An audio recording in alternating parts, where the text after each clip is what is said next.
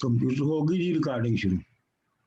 ठीक है जी जी जी जी हुण तो हो गई ना सारी। जी जी हो गई। हाँ जी चलो जी पहली पौड़ी असी पहली पौड़ी है जप जी दी। सोचे सोच ना होविए जे सोची लख वार, चुप्पे चुप न होविए होवई जे ला रहा लिवतार, भुखिया भुख न उतरी जे बन्ना परिया भार, सहस सियाणपा लख होवत एक न चले नाल, किव सचियारा होइए किव कूड़े टुटे पाल, हुक्म रजाई चलना नानक लिखिया नाल। अपना ਇਹਦੇ ਚ ਗੁਰਮੁਖੀ ਨਹੀਂ ਹੈ ਅੱਜ ਲੇਕਿਨ ਆਪਣਾ ਤੁਹਾਡੇ ਕੋਲ ਤੇ ਹੈ ਨਾ ਗੁਰਮੁਖੀ हाँ ਜਿਨ੍ਹਾਂ जी हाँ ਹਾਂਜੀ जी हाँ जी जी ਆਮ जी ਜਪਜੀ ਤੇ ਆਮ ਜਾਂਦਾ ਨਾ ਰੱਬ ਜੀ ਦਾ ਤੇ ਕੋਈ ਮਸਲਾ ਨਹੀਂ ਹੈਗਾ। ਜਿਹੜਾ ਮੈਂ ਜੇ ਤੁਹਾਨੂੰ ਭੇਜਿਆ ਸੀਗਾ ਲਿੰਕ ਬਾਬਾ ਕਲਾਮ ਨਾਨਕ ਦਾ ਉਹਦੇ ਵਿੱਚ ਸ਼ਾਹਮੁਖੀ ਵਿੱਚ ਤੇ ਉਹ ਅਸੀਂ ਕਲਾਮ ਨਾਨਕ ਛਾਪਿਆ ਸੀਗਾ। ਇੱਥੇ ਇੱਕ ਸਨ ਡਾਕਟਰ ਜਸਪਾਲ ਸਿੰਘ ਹੁਰੀ ਡਾਕਟਰ ਸਨ ਤੇ ਉਹਨਾਂ ਨੇ ਮਿਹਰਬਾਨੀ ਫਰਮਾਈ ਸੀ ਤੇ ਕਾਫੀ ਉੱਤੇ ਇਨਵੈਸਟਮੈਂਟ ਹੋਈ ਸੀ ਤੇ ਉਹ ਅਸੀਂ ਕੋਈ 1000 ਸਫ਼ੇ ਦਾ ਵੱਡੇ ਸਾਈਜ਼ 'ਚ ਛਾਪਿਆ ਸੀਗਾ ਲਾਹੌਰ ਤੋਂ ਸ਼ਾਹਮੁਖੀ ਵਿੱਚ। ਤੇ ਉਹਦੀਆਂ ਮੇਰੇ ਖਿਆਲ ਜੇ ਕੁਝ ਕਾਪੀਆਂ ਹੈ ਨੇ ਜ਼ੁਬੈਰ ਹੋਣਾ ਕੋਲ ਤੇ ਜੇ ਕਿਸੇ ਨੂੰ ਚਾਹੀਦੀ ਹੋਵੇ ਤੇ ਉਹਨਾਂ ਕੋਲ ਲੈ ਲਓ ਕਿਉਂਕਿ ਫਿਰ ਮੁੜ ਕੇ ਛਪਣਾ ਨਹੀਂ ਹੈ ਇਹਨੇ। ਇਹ ਬਸ ਆਖਰੀ ਵਾਰੀ ਛਪਿਆ ਸੀਗਾ। अच्छा जी डॉक्टर साहब मैं तो ऑर्डर कर दी है दी कॉपी। अस्सलाम वालेकुम डॉक्टर साहब की हाल है ਤੁਹਾਡੇ? हाँ जी ਇਹ ਜਿਹੜੀ ਹੈ ਨਾ ਇਹਦੀ ਕਾਪੀ ਜਿਹੜੀ ਹੈ ਆਪਣੀ ਕਲਾਮ ਨਾਨਕ ਦੀ ਇਹ ਆਖਰੀ ਕਾਪੀਆਂ ਨੇ ਔਰ ਹੁਣ ਕਿਸੇ ਨੇ ਇਹਨੂੰ ਨਹੀਂ ਛਾਪਣਾ ਕਿਉਂਕਿ ਡਾਕਟਰ ਜਸਪਾਲ ਸਾਹਿਬ ਡਾਕਟਰ ਜਸਪਾਲ ਹੋਰੀ ਜਿਹੜੇ ਨੇ ਉਹ ਤੇ ਗੁਜ਼ਰ ਗਏ ਨੇ ਤੇ ਉਹਨਾਂ ਹੁਣ ਦਿਆਲੂ ਬੰਦਾ ਹੈ ਕੋਈ ਨਹੀਂ ਜਿਹੜਾ ਇੰਨੇ ਪੈਸੇ ਲਾ ਕੇ ਤੇ ਉਹਨੂੰ 1000 ਸਫ਼ੇ ਦੀ ਵੱਡੇ ਸਾਈਜ਼ ਦੀ ਕਿਤਾਬ ਨੂੰ ਰੀਪ੍ਰਿੰਟ ਡਾਕਟਰ ਰਸ਼ਪਾਲ ਸਾਹਿਬ ਹਾਂਜੀ ਡਾਕਟਰ ਰਸ਼ਪਾਲ ਸਿੰਘ ਨੇ ਕਰਵਾਈ ਸੀ ਨਾ। ਹਾਂਜੀ ਹਾਂਜੀ ਹਾਂਜੀ ਹਾਂਜੀ अच्छा जी सोचे सोच न होवी जे सोची लखवार। मैं इनू इंज पढ़ना है कि बाबा नानक जी ने पहले ते एक हस्ती जिहड़ी है ओदी मुढ़ले ओदा मूल दसिया कि ओदा मूल की है कि एक ओंकार सतनाम करता पुरख वगैरह वगैरह जेड़े जेड़े उन्होंने दसे ਨਿਰਭਉ ਨਿਰਵੈਰ ਹਾਂ ਨਿਰਵੈਰ ਤੇ ਉਹ ਉਹਨਾਂ ਨੇ ਉਹਦੇ ਵਿੱਚ ਉਹਦੇ ਮੋٹے ਕੈਰੈਕਟਰਿਸਟਿਕ ਜਿਹੜੇ ਨੇ ਉਹ ਦੱਸੇ।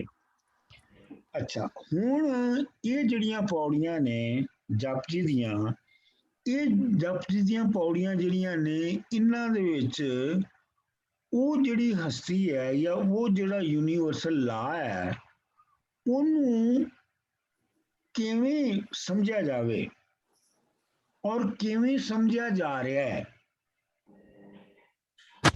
ਉਹਦੇ ਬਾਰੇ ਵਿੱਚ ਇਹ ਹੈ। ਔਰ ਇਹ ਜਿਹੜੀ ਜਪਜੀ ਦੀ ਜਿਹੜੀ ਸਾਰੀਆਂ ਨੇ ਜਿਹੜੀਆਂ ਪੌੜੀਆਂ ਨੇ ਇਹਨਾਂ ਵਿੱਚ ਤਕਰੀਬਨ ਹਰ ਮਿਸਰਾ ਜਿਹੜਾ ਹੈ ਹਰ ਵਰਸ ਜਿਹੜੀ ਹੈ ਉਹ ਕਿਸੇ ਨਾ ਕਿਸੇ ਦੇ ਨਾਲ ਡਿਬੇਟ ਹੈ ਕਿਸੇ ਨਾ ਕਿਸੇ ਸਕੂਲ ਆਫ ਥਾਟ ਦੇ ਨਾਲ ਡਿਬੇਟ ਹੈ ਤੇ ਉਹ ਸਾਨੂੰ ਐਗਜ਼ੈਕਟਲੀ ਤਾਂ ਨਹੀਂ ਸਾਰਿਆਂ ਦਾ ਪਤਾ ਲੱਗਦਾ ਕਿ ਕਿਹਦੇ ਨਾਲ ਡਿਬੇਟ ਹੋ ਰਹੀ ਹੈ ਲੇਕਿਨ ਕੁਝ ਦਾ ਪਤਾ ਵੀ ਲੱਗ ਜਾਂਦਾ ਹੈ ਲੇਕਿਨ ਅਸੀਂ ਉਹਨੂੰ ਜਨਰਲੀ ਉਸੇ ਕੰਟੈਕਸਟ ਵਿੱਚ ਜਿਹੜਾ ਹੈ ਉਹ ਪੜ੍ਹਨਾ ਹੈ ਕਿ ਇਹ ਗੁਰੂ ਨਾਨਕ ਜੀ ਜਿਹੜੇ ਬਾਕੀ ਲੋਕ ਉਸ ਬਾਕੀ ਜਿਹੜੇ ਧੜੇ ਨੇ ਜਿਹੜੇ ਉਸ ਇੱਕ ਦੀ ਹਸਤੀ ਨੂੰ ਜਾਂ ਭਗਵਾਨ ਨੂੰ ਜਾਂ ਰੱਬ ਨੂੰ ਵੀਜ਼ਾ ਵੀ ਇੱਕ ਯੂਨੀਵਰਸਲ ਲਾ ਦੇ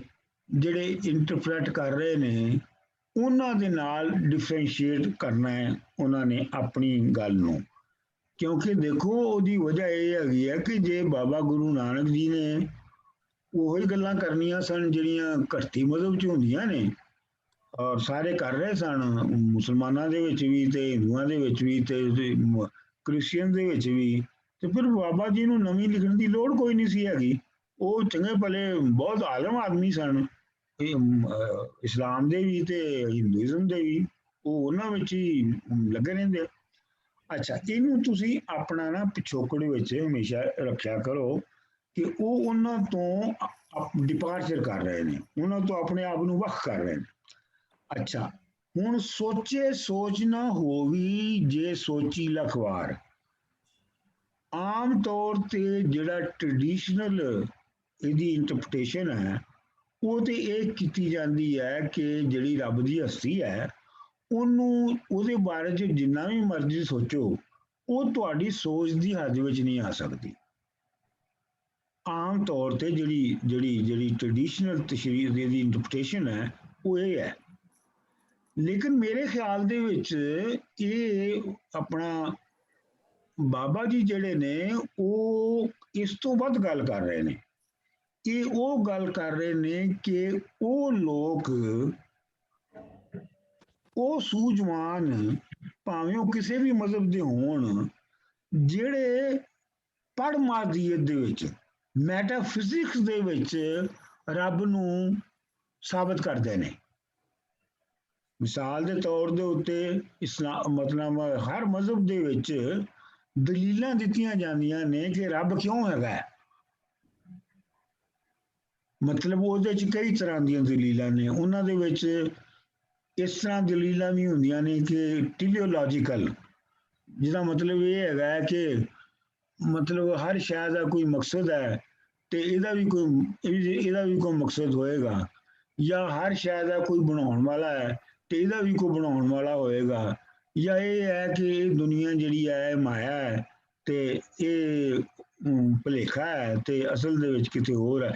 ਇਹ ਸਾਰੀਆਂ ਜਿਹੜੀਆਂ ਥਿਊਰੀਆਂ ਨੇ, ਜਿਹੜੀਆਂ ਹਿੰਦੂ ਮਤ ਦੇ ਫਲਸਫੇ ਦੇ ਵਿੱਚ, ਜਿਹੜੀ ਵੈਸਟਰਨ ਫਿਲਾਸਫੀ ਦੇ ਵਿੱਚ, ਈਵਨ ਹੇਗਲ ਔਰ ਕਾਂਟ ਤੱਕ ਵੀ ਜਿਹੜੇ ਰੱਬ ਦੇ ਬਾਰੇ ਦੇ ਵਿੱਚ ਰੱਬ ਨੂੰ ਮੰਤਕ ਦੇ ਜ਼ਰੀਏ ਸਾਬਤ ਕੀਤਾ ਜਾਂਦਾ ਹੈ। ਇਹ ਹੈ ਸੋਚਣ ਦੇ ਨਾਲ ਉਹਦੀ ਸ਼ਕਲ ਬਣਾਉਣਾ। ਸੋ ਬਾਬਾ ਇੱਥੇ ਇਹ ਕਹਿ ਰਹੇ ਨੇ ਕਿ ਉਹ ਸੋਚਣ ਦੇ ਨਾਲ ਉਹਦਾ ਉਸਾਰਾ ਨਹੀਂ ਹੋ ਸਕਦਾ। ਮਤਲਬ ਇਹ ਜਿਹੜਾ ਮੈਟਾਫਿਜ਼ੀਕਲ ਤੁਸੀਂ ਰੱਬ ਜਾਂ ਹਸਤੀ ਕ੍ਰੀਏਟ ਕਰ ਲੈਂਦੇ ਹੋ, ਇਹ ਤੁਹਾਡੇ ਆਪਣੇ ਦਿਮਾਗ ਵਿੱਚ ਘੜੀ ਹੈ ਗੱਲ, ਇਹ ਉਹ ਨਹੀਂ ਹੈਗਾ ਜਿਹਦੀ ਤੁਸੀਂ ਗੱਲ ਕਰਨਾ ਚਾਹੁੰਦੇ ਹੋ। ਸੋਚੇ ਸੋਚ ਨਾ ਹੋਵੀਏ ਜੇ ਸੋਚੀ ਲਖਵਾਰ। ਸੋ ਲਿਹਾਜ਼ਾ ਇੱਥੇ ਫਿਲਾਸਫਰਾਂ, ਦਾਨਿਸ਼ਵਰਾਂ ਔਰ ਘਟਤੀ ਮਜ਼ਹਬ ਦੇ ਜਿਹੜੇ ਆਲਮ ਨੇ, ਇਹ ਉਹਨਾਂ ਦੇ ਨਾਲ ਇਹ ਗੱਲ ਹੋ ਰਹੀ ਹੈ ਤੇ ਉਹਨਾਂ ਦੀ ਇਨਗੇਸ਼ਨ ਹੋ ਰਹੀ ਹੈ। ਅੱਗੇ, ਜੇ ਚੁੱਪੇ ਚੁੱਪ ਨਾ ਹੋਵੀਏ ਜੇ ਲਾ ਰਹਾ ਲਿਵਤਾਰ। ਇੱਕ ਤੇ ਉਹ ਨੇ ਜਿਹੜੇ ਸੋਚ ਕੇ ਕੰਸਟਰਕਟ ਕਰਦੇ ਨੇ ਰੱਬ ਦੀ ਹਸਤੀ ਨੂੰ, ਮੈਟਾਫਿਜ਼ਿਕਸ ਬਣਾਉਂਦੇ ਨੇ ਤੇ ਉਹ ਕਹਿੰਦੇ ਨੇ ਜੀ ਇਹ ਉਹਦੀਆਂ ਸਿਫਤਾਂ ਨੇ। ਦੂਜੇ ਉਹ ਨੇ ਜਿਹੜੇ ਕਿ ਆਪਣੇ ਆਪ ਨੂੰ ਸਮਝਦੇ ਨੇ ਕਿ ਅਸੀਂ ਚਿੱਲੇ ਕੱਟ ਲਈਏ, ਚੁੱਪ ਧਾਰ ਲਈਏ ਆਪਣੇ ਆਪ ਉੱਤੇ, ਤੇ ਇਸ ਚੁੱਪ ਦੇ ਅੰਦਰ ਹੀ ਸਾਨੂੰ ਉਸ ਵੱਡੀ ਹਸਤੀ ਦਾ ਜਿਹੜਾ ਹੈ ਉਹ ਸਾਡੇ ਅੰਦਰ ਉਹ ਹਸਤੀ ਪੈਦਾ ਹੋ ਜਾਏਗੀ, ਜਾਂ ਉਹਦੀ ਹਕੀਕਤ ਸਾਡੇ ਤੇ ਖੁੱਲ ਜਾਏਗੀ ਸਾਡੀ ਚੁੱਪ ਦੇ ਨਾਲ। ਤੇ ਸਾਡੇ ਅੰਦਰ ਦੀ ਜਿਹੜੀ ਚੁੱਪ ਹੈ, ਮਤਲਬ ਜਿਹੜਾ ਰੌਲਾ ਹੈ ਅੰਦਰ, ਜਿਹੜਾ ਰੌਲਾ ਕਿ ਉਹਨੂੰ ਦੇਖਣ ਨਹੀਂ ਦਿੰਦਾ, ਉਸ ਰੌਲਾ ਸਾਡੇ ਜ਼ਾਹਰੀ ਚੁੱਪ ਕਰਨ ਦੇ ਨਾਲ ਉਹ ਰੌਲਾ ਮੁੱਕ ਜਾਏਗਾ ਤੇ ਸਾਨੂੰ ਉਹ ਹਸਤੀ ਜਿਹੜੀ ਹੈ ਉਹਦੇ ਨਾਲ ਸਾਡੀ ਮਿਲਣੀ ਹੋ ਜਾਏਗੀ। ਤੇ ਬਾਬਾ ਜੀ ਇੱਥੇ ਕਹਿ ਰਹੇ ਨੇ ਕਿ ਚੁੱਪੇ ਚੁੱਪ ਨਾ ਹੋਵੀਏ। ਇਹ ਜਿਹੜੀ ਮੂੰਹ ਚੁੱਪ ਕਰਕੇ ਤੇ ਆਪਣਾ ਚਿੱਲੇ ਕੱਟਣਾ, ਇਹਦੇ ਨਾਲ ਚੁੱਪ ਨਹੀਂ ਹੁੰਦੀ ਅੰਦਰ ਦੇ ਰੌਲੇ ਉਂਝ ਹੀ ਰਹਿੰਦੇ ਨੇ। ਜੇ ਲਾ ਰਹਾ ਲਿਵਤਾਰ, ਭਾਵੇਂ ਲਿਵ ਤਾਰ, ਲਿਵ ਦਾ ਮਤਲਬ ਹੈ ਆਪਣਾ ਕੀ ਕਹਿੰਦੇ ਨੇ ਕੰਸਨਟ੍ਰੇਸ਼ਨ, ਤੇ ਤਾਰ ਦਾ ਮਤਲਬ ਹੈ ਕੰਟੀਨਿਊਸ। ਭਾਵੇਂ ਉਹ ਕੰਟੀਨਿਊਸਲੀ ਮੈਡੀਟੇਟ ਕਰਦਾ ਰਹੇ ਚੁੱਪ ਕਰਕੇ, ਤਾਂ ਵੀ ਉਹ ਨਹੀਂ ਕ੍ਰੀਏਟ ਹੋਣਾ ਜਿਹਨੂੰ ਕ੍ਰੀਏਟ ਕਰਨ ਦੀ ਕੋਸ਼ਿਸ਼ ਕਰ ਰਿਹਾ ਹੈ। ਠੀਕ ਹੈ ਜੀ। ਅੱਗੇ ਆ ਗਿਆ ਜੀ, ਭੁੱਖਿਆ ਭੁੱਖ ਨਾ ਉਤਰੀ ਜੇ ਬੰਨਾ ਪਰਿਆ ਭਾਰ। ਕਿ ਜਿਹੜੇ ਭੁੱਖੇ ਨੇ ਉਹਨਾਂ ਦੀ ਭੁੱਖ ਨਹੀਂ ਲੱਥਦੀ। ਭੁੱਖਿਆ ਭੁੱਖ ਨਾ ਉਤਰੀ ਜੇ ਬੰਨਾ ਪਰਿਆ ਭਾਰ। ਜੇ ਉਹਨਾਂ ਨੇ ਬਹੁਤ ਸਾਰਾ ਸਮਾਨ ਵੀ ਮੋਢੇ ਉੱਤੇ ਰੱਖ ਲਿਆ, ਬੰਨਾ ਦਾ ਮਤਲਬ ਹੈ ਮੋਢੇ ਉੱਤੇ, ਸਾਈਡ ਦੇ ਉੱਤੇ, ਜੇ ਉਹਨਾਂ ਨੇ ਭਾਰ ਵੀ ਬੜਾ ਬੰਨ ਲਿਆ, ਵੱਡੀ ਖੁਰਾਕ ਵੀ ਇਕੱਠੀ ਕਰ ਲਈ, ਤੇ ਭੁੱਖ ਉਹਨਾਂ ਦੀ ਤਾਂ ਵੀ ਨਹੀਂ ਲੱਗਦੀ। ਭੁੱਖਿਆ ਭੁੱਖ ਨਾ ਉਤਰੀ ਜੇ ਬੰਨਾ ਭਰਿਆ ਭਾਰ। ਇੱਕ ਤੇ ਇਹਦੀ ਸਿੱਧੀ ਮਤਲਬ ਇਹ ਤੁਸੀਂ ਕੱਢ ਸਕਦੇ ਹੋ ਕਿ ਉਹ ਇਹ ਕਹਿ ਰਹੇ ਨੇ ਕਿ ਜਿਹੜੀ ਬੰਦੇ ਦਾ ਲਾਲਚ ਹੈ, ਉਹ ਜਿੰਨਾ ਮਰਜ਼ੀ ਉਹ ਪੂਰਾ ਉਹਨੂੰ ਮਿਲ ਜਾਵੇ, ਉਹਦੀ ਕਦੀ ਭੁੱਖ ਨਹੀਂ ਲੱਗਦੀ। ਇੱਕ ਤੇ ਇਹਦੀ ਸਿੱਧੀ ਤਸ਼ਰੀਹ ਇਹ ਹੈਗੀ ਆ। ਦੂਜੀ ਇਹਦੀ ਤਸ਼ਰੀਹ ਹੋਰ ਹੈ ਜਿਹੜੀ ਮੈਂ ਕਰ ਰਿਹਾ, ਜਿਵੇਂ ਮੈਂ ਪਹਿਲੇ ਦੋ ਵਰਸਸ ਦੀ ਕੀਤੀ ਹੈ, ਕਿ ਜੇ ਕੁਝ ਲੋਕ ਇਹ ਕਹਿੰਦੇ ਨੇ ਕਿ ਜਿਹੜੀ ਉਹ ਹਸਤੀ ਹੈ ਉਹ ਪਾਲਣ ਵਾਲੀ ਹੈ, ਯਾਨੀ ਜਿਹਨੂੰ ਅਸੀਂ ਰੱਬ ਕਹਿੰਦੇ ਹਾਂ, ਭਗਵਾਨ ਕਹਿੰਦੇ ਹਾਂ, ਕਿ ਉਹ ਨਾ ਹੋਵੇ ਤੇ ਉਹ ਸਾਡੇ ਪਾਲਣ ਵਾਲਾ ਕੋਈ ਨਹੀਂ ਹੈਗਾ, ਉਹ ਸਾਡਾ ਪਾਲਣਹਾਰ ਹੈ। ਠੀਕ। ਤੇ ਇਹਦੇ ਵਿੱਚ ਇਹ ਹੈ ਕਿ ਜੇ ਉਹ ਪਾਲਣਹਾਰ ਹੈ ਤੇ ਫਿਰ ਉਹਨੇ ਇੰਨਾ ਕੁਝ ਦੇ ਦਿੱਤਾ ਉਹਨੇ ਇਸ ਜਹਾਨ ਨੂੰ, ਜਾਂ ਜਿਨ੍ਹਾਂ ਨੂੰ ਵੀ ਉਹਨੇ ਬਹੁਤ ਕੁਝ ਦੇ ਦਿੱਤਾ, ਤੇ ਉਹਨਾਂ ਨੂੰ ਜੇ ਉਹ ਇਸ ਵਜ੍ਹਾ ਤੋਂ ਮੰਨਦੇ ਸਨ ਕਿ ਉਹਨਾਂ ਦੀ ਭੁੱਖ ਲੱਥੇ, ਤੇ ਜਦੋਂ ਉਹਨਾਂ ਨੂੰ ਇੰਨਾ ਕੁਝ ਮਿਲ ਗਿਆ ਤੇ ਫਿਰ ਭੁੱਖ ਕਿਉਂ ਨਾ ਲੱਥੀ। ਮਤਲਬ ਇਹ ਹੈ ਕਿ ਉਹਦੀ ਇਹ ਸਿਫਤ ਕਰਨਾ ਕਿ ਉਹ ਪਾਲਣਹਾਰ ਹੈ, ਇਹ ਵੀ ਉਹਦੇ ਹੋਣ ਦੀ ਕੋਈ ਦਲੀਲ ਨਹੀਂ ਹੈਗੀ। ਡਾਕਟਰ ਸਾਹਿਬ, ਇੱਕ ਮਿੰਟ ਮੈਂ ਕੁਝ ਕਹਾਂ। ਜੀ ਕਹੋ। ਇਹਦੇ ਵਿੱਚ ਬਾਬਾ ਉਹਨਾਂ ਨਾਲ ਵੀ ਡਿਬੇਟ ਕਰ ਰਿਹਾ। ਇੱਕ ਕਿਹੜਾ ਸਕੂਲ ਹੈ ਜਿਹੜਾ ਸ਼ਕਤਾਂ ਦਾ, ਉਹ ਕਹਿੰਦੇ ਕਿ ਬੰਦੇ ਦੀਆਂ ਜਿੰਨੀਆਂ ਵੀ ਭੁੱਖਾਂ ਹੈਗੀਆਂ, ਜੇ ਬੰਦਾ ਉਹ ਪੂਰੀਆਂ ਕਰ ਲਵੇ ਤਾਂ ਉਹਦੇ ਨਾਲ ਐਨਲਾਈਟਨਮੈਂਟ ਆਉਂਦੀ ਆ। ਉਹ ਭੁੱਖ ਭਾਵੇਂ ਰੋਟੀ ਦੀ ਆ, ਭਾਵੇਂ ਰੂਪ ਦੀ ਆ, ਤੇ ਭਾਵੇਂ ਕਾਮ ਦੀ ਆ। ਬਲਕਿ ਇੱਕ ਸਕੂਲ ਹੈਗਾ ਉਹ ਸ਼ਕਤਾਂ ਦਾ, ਕਹਿੰਦੇ ਉਹ ਸੰਭੋਗ ਤੋਂ ਸਮਾਧੀ। ਬਾਬਾ ਕਹਿੰਦਾ ਉਹਦੇ ਨਾਲ ਵੀ ਗੱਲ ਨਹੀਂ ਬਣਦੀ। ਬਿਲਕੁਲ। ਭਾਵੇਂ ਕਿਸੇ ਤਰ੍ਹਾਂ ਦੀ ਭੁੱਖ ਹੈ, ਜਿਹੜਾ ਇਹ ਆਰਗੂਮੈਂਟ ਹੈ ਕਿ ਜਿਹੜਾ ਕਿ ਕਾਫੀ ਬੰਦੇ ਮਾਡਰਨ ਟਾਈਮ 'ਚ ਵੀ ਦਿੰਦੇ ਆ ਕਿ one should fulfill one's all urges, then one can have enlightenment. ਮੈਂ ਵੀ ਜਸਪਾਲ ਜੀ ਤਕਰੀਬਨ ਉਹੀ ਗੱਲ ਕਹਿ ਰਿਹਾ ਹਾਂ ਜੀ ਕਿ ਬਈ ਜੇ ਉਹਦੀ ਹਸਤੀ ਦਾ ਸਬੂਤ ਇਹ ਹੈ ਕਿ ਭੁੱਖ ਲਾ ਦਿੰਦਾ ਹੈ, ਤੇ ਫਿਰ ਜਦੋਂ ਇੰਨਾ ਭਾਰ ਬੰਨਿਆ ਜਾਂਦਾ ਤੁਹਾਡੇ ਕੋਲ, ਤੇ ਫਿਰ ਤੇ ਉਹਦੀ ਲੋੜ ਨਹੀਂ ਰਹਿਣੀ ਚਾਹੀਦੀ ਨਾ। ਇਹਦਾ ਮਤਲਬ ਹੈ ਕਿ ਉਹਨੂੰ ਕਿਸੇ ਹੋਰ ਵਜ੍ਹਾ ਤੋਂ ਤੁਸੀਂ ਘੜ ਰਹੇ ਹੋ। ਅੱਛਾ। ਸਹਿਸ ਸਿਆਣਪਾਂ ਲੱਖ ਹੋਵਤ। ਸਹਿਸ ਦਾ ਮਤਲਬ ਹੈ ਸੈਂਕੜਿਆਂ, ਹਜ਼ਾਰਾਂ, ਲੱਖਾਂ। ਸਿਆਣਪ ਦਾ ਮਤਲਬ ਹੈ ਅਕਲਮੰਦੀ, ਸਿਆਣਪ। ਲੱਖ ਤਰ੍ਹਾਂ ਦੀ ਵੀ ਸਿਆਣਪ ਹੋਵੇ, ਲੱਖ ਤਰ੍ਹਾਂ ਦੀ ਵੀ ਤੁਹਾਡੀਆਂ ਅਕਲੀ ਤੁਹਾਡੇ ਦਲੀਲਾਂ ਹੋਣ, ਤੁਸੀਂ ਸਮਝਦਾਰੀ ਹੋਵੇ, ਤੁਹਾਡੀ ਵਿਜ਼ਡਮ ਹੋਵੇ, ਇੱਕ ਨਾ ਚੱਲੇ ਨਾਲ।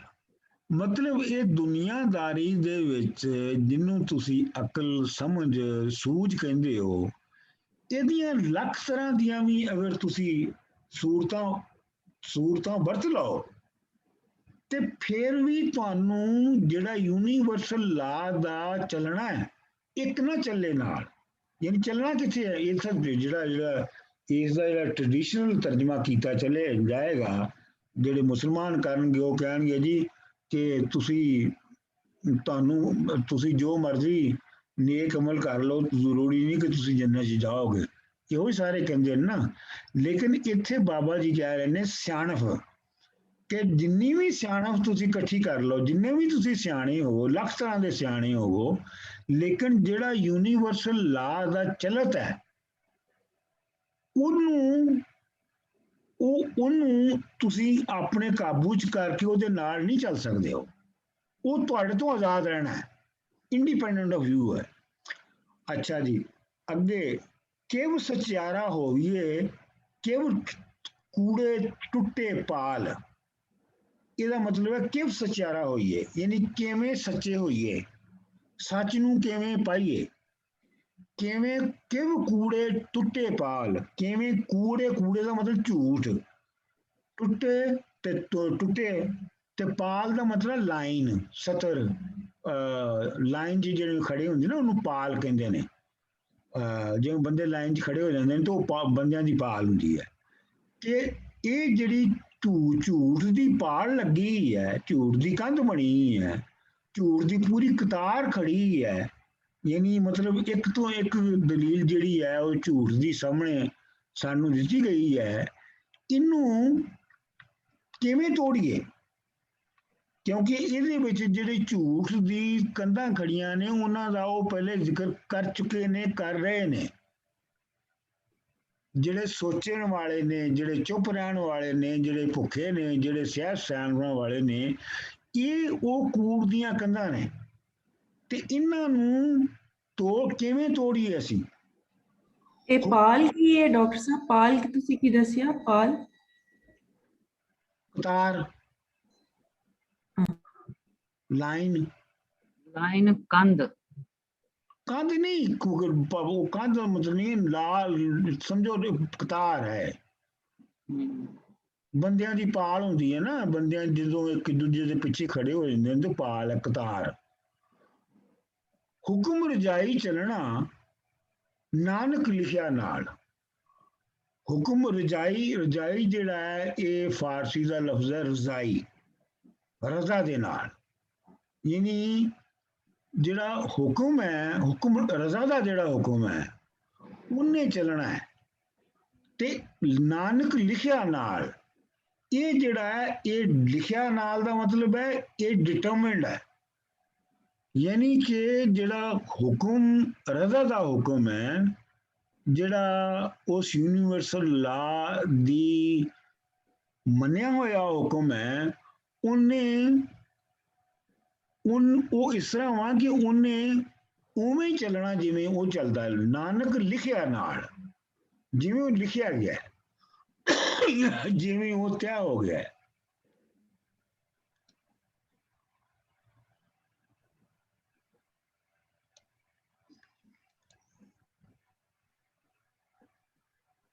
मैं किथे चला गया है? मैं कोई गलत चला गया है किते। इतने मेरे बड़े मसाइल ने। ਡਾਕਟਰ ਸਾਹਿਬ ਤੁਸੀਂ ਕਿਸੇ ਨੂੰ ਕਹਿ ਦਿਓ ਉਹ ਤੁਹਾਨੂੰ ਆਪਰੇਟ ਕਰੇ ਤੁਹਾਡੇ ਨਾਲ। ਅਗਲੀ ਵਾਰੀ ਕਹਾਂਗੇ। ਅੱਛਾ ਜੀ, ਲਓ ਜੀ ਆ ਗਿਆ। ਉੱਥੇ ਜਿਹੜਾ ਮੁਖੀਆ ਸੀਗਾ, ਜਿੱਥੇ ਮੁੱਕੀ ਸੀ ਗੱਲ, ਉਹ ਸੀ ਹੁਕਮ ਰਜਾਈ ਚੱਲਣਾ ਨਾਨਕ ਲਿਖਿਆ ਨਾਲ। ਠੀਕ, ਇੱਥੇ ਗੱਲ ਮੁੱਕੀ ਸੀ ਨਾ।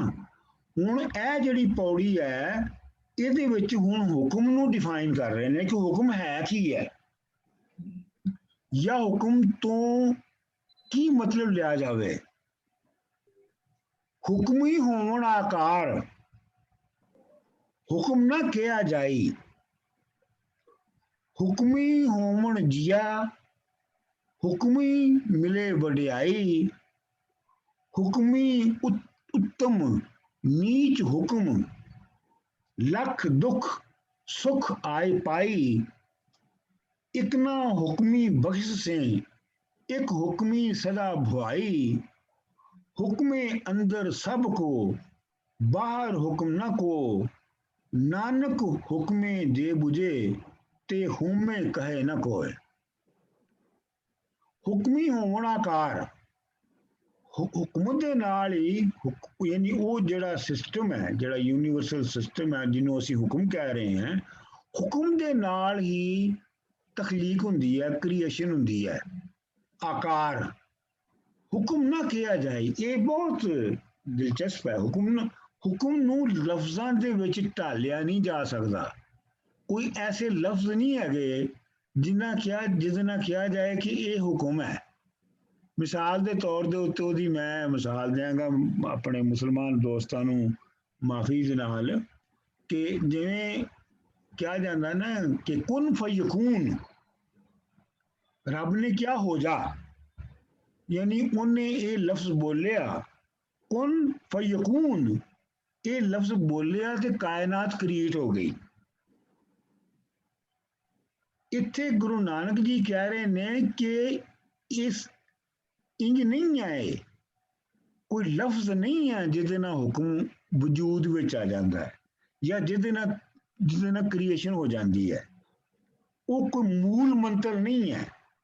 ਜਿਵੇਂ ਜਾਦੂ ਟੂਣੇ ਦੇ ਵਿੱਚ ਸਮਝਿਆ ਜਾਂਦਾ ਨਾ ਕਿ ਬਈ ਅਸੀਂ ਮੰਤਰ ਪੜ੍ਹਿਆ ਤੇ ਚੰਦ ਬੋਲ ਬੋਲੇ, ਮੰਤਰ ਪੜ੍ਹੇ ਤੇ ਇਹ ਹੋ ਗਿਆ, ਤੇ ਇਹ ਮੰਤਰ ਪੜ੍ਹਿਆ ਤੇ ਉਹ ਹੋ ਗਿਆ, ਤੇ ਇਹ ਮੰਤਰ ਪੜ੍ਹਿਆ ਤੇ ਉਹ ਹੋ ਗਿਆ। ਇੱਥੇ ਉਹ ਕਹਿ ਰਹੇ ਨੇ ਕਿ ਉਹਦੇ ਕੋਈ ਲਫ਼ਜ਼ ਨਹੀਂ ਹੈਗੇ, ਉਹਨੂੰ ਵਰਡਸ ਦੇ ਵਿੱਚ ਨਹੀਂ ਤੁਸੀਂ ਗ੍ਰੈਸਪ ਕਰ ਸਕਦੇ। ਹੁਕਮੀ ਹੋਵਣ ਜੀਆ, ਹੁਕਮ ਦੇ ਨਾਲ ਹੀ ਜ਼ਿੰਦਗੀ ਹੁੰਦੀ ਹੈ। ਹੁਕਮੀ ਮਿਲੇ ਵਡਿਆਈ, ਤੇ ਹੁਕਮ ਦੇ ਨਾਲ ਹੀ ਤੁਹਾਨੂੰ ਵੱਡਾਪਨ ਮਿਲਦਾ ਹੈ, ਵਡਿਆਈ ਮਿਲਦੀ ਹੈ।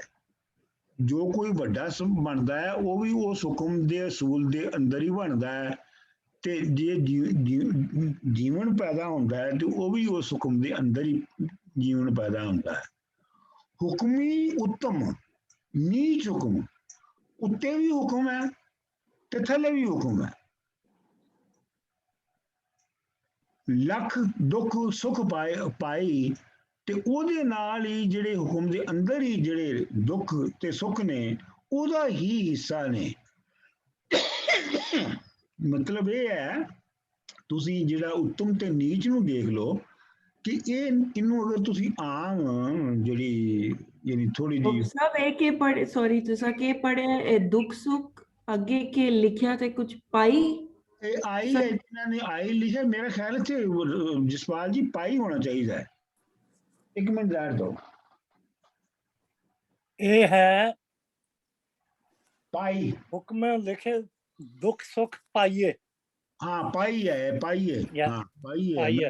मेरा ख्याल आई नहीं है, गलत लिखा है, मैंने याद सीगा कि गलत लिखा है। हुक्मे उत्तम नीच हुक्म, मतलब ये है कि जे फर्ज करो ਅਸੀਂ ਇਹਨੂੰ ਬਹੁਤ ਹੀ ਸਿੰਪਲਿਸਟਿਕ ਮਾਇਨਿਆਂ ਦੇ ਵਿੱਚ ਇਹਨੂੰ ਸਮਝਣਾ ਚਾਹੀਏ, ਤੇ ਜਿਹੜਾ ਪੰਡਿਤ ਜਿਹੜਾ ਹੋਰ ਕੋਈ ਆਲਮ ਨੇ ਉਹ ਸਮਝਦੇ ਨੇ ਕਿ ਜਿਹੜਾ ਉੱਤੇ ਵਾਲਿਆਂ ਦਾ ਰੱਬ ਹੋਰ ਹੈ ਤੇ ਥੱਲੇ ਵਾਲਿਆਂ ਦਾ ਰੱਬ ਹੋਰ ਹੈ, ਤੇ ਦੋਵਾਂ ਦੇ ਵਿੱਚ ਫਰਕ ਰੱਬ ਨੇ ਕੀਤਾ ਹੈ। ਤੇ ਇੱਥੇ ਉਹ ਕਹਿ ਰਹੇ ਕਿ ਨਹੀਂ, ਉੱਤੇ ਵੀ ਉਹੀ ਹੁਕਮ ਹੈ ਤੇ ਥੱਲੇ ਵੀ ਉਹੀ ਹੁਕਮ ਹੈ। ਉਹ ਇੱਕ ਦਾ ਹਿੱਸਾ, ਉਹਨਾਂ 'ਚ ਪਾਰਟ ਨਹੀਂ ਹੈ। ਇੱਕ ਨਾ ਹੁਕਮੀ ਬਖਸ਼ੇ, ਯਾਨੀ ਇੱਕ ਨਾ ਨੂੰ ਤੇ ਤੂੰ ਇਸ ਜਿਹੜਾ ਹੁਕਮ ਹੈ, ਇਹ ਜਿਹੜਾ ਯੂਨੀਵਰਸਲ ਰੂਲ ਹੈ, ਇਹਦੇ ਵਿੱਚ ਤੂੰ ਨਜਾਤ ਦੇ ਦੇਵੇਂਗਾ, ਇਹ 'ਚ ਤੂੰ ਉਹਨਾਂ ਨੂੰ ਫਰੀडम ਦੇ ਦੇਂਗਾ। ਇੱਕ ਹੁਕਮੀ ਸਜ਼ਾ ਬੁਆਈ, ਤੇ ਇੱਕ ਜਿਹੜੇ ਨੇ ਉਹ ਇਹਦੇ ਵਿੱਚ ਭੌਂਦੇ ਰਹਿਣਗੇ। ਅੱਛਾ, ਇਹਦੇ ਵਿੱਚ ਜਿਹੜੀ ਟ੍ਰੈਡੀਸ਼ਨਲ ਤਸ਼ਰੀਹ ਕੀਤੀ ਜਾਂਦੀ ਹੈ, ਉਹ ਕੀਤੀ ਜਾਂਦੀ ਹੈ ਕਿ ਇਹ ਸ਼ਾਇਦ ਆਵਾਗਮਨ ਦੇ ਮਸਲੇ ਦੇ ਉੱਤੇ ਕਿਹਾ ਜਾ ਰਿਹਾ ਹੈ ਕਿ ਆਵਾਗਮਨ ਜਿਹੜਾ ਹੈ ਉਹ ਬੰਦਾ ਆਪਣੇ ਨੇਕ ਅਮਲ ਕਰਦਾ ਹੈ ਤੇ ਉਹਦੀ ਬਖਸ਼ਿਸ਼ ਉਹ ਨਿਕਲ ਜਾਂਦਾ ਹੈ, ਤੇ ਜੇ ਉਹ ਭੈੜੇ ਅਮਲ ਕਰਦਾ ਹੈ ਤੇ ਉਹਨੂੰ ਬਾਰ-ਬਾਰ ਕਿਸੇ ਨਾ ਕਿਸੇ ਸੂਰਤ ਵਿੱਚ ਜੰਮਣਾ ਪੈਂਦਾ ਹੈ। ਲੇਕਿਨ ਮੇਰੇ ਖਿਆਲ ਦੇ ਵਿੱਚ ਬਾਬਾ ਇੱਥੇ ਉਹ ਨਹੀਂ ਗੱਲ ਕਰ ਰਿਹਾ, ਉਹ ਇਹ ਕਹਿ ਰਿਹਾ ਕਿ ਜਿਹੜੀ ਇਸ ਅਸੂਲ ਦੇ ਨਾਲ, ਇਸ ਯੂਨੀਵਰਸਲ ਲਾ ਦੇ ਨਾਲ ਜਿਹੜੇ ਚੱਲ ਪੈਂਦੇ ਨੇ ਤੇ ਉਹ ਉਹਨਾਂ ਦੀ ਨਿਜਾਤ ਹੋ ਜਾਂਦੀ ਹੈ, ਜਿਹੜੇ ਨਹੀਂ ਚੱਲਦੇ ਉਹ ਭੌਂਦੇ ਰਹਿੰਦੇ ਨੇ। ਇਹ ਮਤਲਬ ਇਹਦਾ ਹੁਕਮੇ ਅੰਦਰ ਸਭ ਕੋ, ਹਰ ਚੀਜ਼ ਜਿਹੜੀ ਹੈ ਉਹ ਹੁਕਮ ਦੇ ਅੰਦਰ ਹੈ। ਯਾਨੀ ਇਸ ਯੂਨੀਵਰਸ ਕੋਈ ਐਸੀ ਚੀਜ਼ ਨਹੀਂ ਹੈ ਜਿਹੜੀ ਇਸ ਯੂਨੀਵਰਸਲ ਲਾ ਤੋਂ ਬਾਹਰ ਹੋਵੇ। ਹਰ ਚੀਜ਼ ਇਸ ਯੂਨੀਵਰਸਲ ਲਾ ਦੇ ਅੰਦਰ ਹੀ ਹੈ। ਹੁਕਮੇ ਅੰਦਰ ਸਭ ਕੋ, ਬਾਹਰ ਹੁਕਮ ਨਾ ਕੋਏ। ਨਾਨਕ ਹੁਕਮੇ ਜੇ ਬੁਝੇ, ਤੇ ਹੋਮੇ ਕਹੇ ਨਾ ਕੋਏ। ਨਾਨਕ ਜੇ ਕੋਈ ਇਹ ਸਮਝ ਲਵੇ ਹੁਕਮ ਦੀ ਇਸ ਅਸੂਲ ਨੂੰ, ਤੇ ਫਿਰ ਹੋਮੇ ਕਹੇ ਨਾ ਕੋਈ, ਤੇ ਫਿਰ ਮੈਂ ਕੋਈ ਨਹੀਂ ਕਹਿ ਸਕਦਾ। ਫਿਰ ਇਹ ਨਹੀਂ ਕਹਿ ਸਕਦਾ ਕੋਈ ਕਿ ਇਹ ਮੈਂ ਕੀਤਾ, ਜਾਂ ਇਹ ਮੇਰੀ ਵਜ੍ਹਾ ਤੋਂ ਹੋਇਆ, ਜਾਂ ਮੈਂ ਨੂੰ ਵਧਾ ਕੇ ਤੁਸੀਂ ਇਹ ਕਹੋ ਕਿ ਜੀ ਫਲਾਣੇ ਬੰਦੇ ਨੇ ਕਰ ਦਿੱਤਾ, ਫਲਾਣੀ ਵੱਡੀ ਸ਼ਖਸੀਅਤ ਨੇ ਕਰਤਾ। ਫਿਰ ਇਹ ਨਹੀਂ ਕੋਈ ਕਹਿ ਸਕਦਾ। ਫਿਰ ਇਹ ਹੈ ਕਿ ਉਹ ਹੁਕਮ ਦੇ ਅੰਦਰ ਹੀ ਉਹਦੇ ਜਿਹੜੇ ਰੂਲਸ ਨੇ ਉਹਨਾਂ ਦੇ ਤਹਿਤ ਹੋ ਰਿਹਾ ਹੈ। ਅੱਗੇ ਜੀ ਅਗਲੀ ਪੌੜੀ ਜੀ, ਗਾਵੇ ਕੋ ਤਾਨ ਹੋਵੇ ਕਿਸੇ ਤਾਨ। गावे को दात जाने निशान। गावे को गुण बढ़ियाई आचार। गावे को विद्या विक्रम विचार। गावे को साज करे तन खे। गावे को जिया ले फिर दे। गावे को जापे दिसे दूर। गावे को वेखे हाजरा हदूर। ये जावरा नहीं है, हाजरा हदूर है। हादरा हदूद, हाजरा हदूर जावरा नहीं है, गलत लिखा है। कथना कथी ना आवे टोट। कथ कथ कथनी कोटि कोट।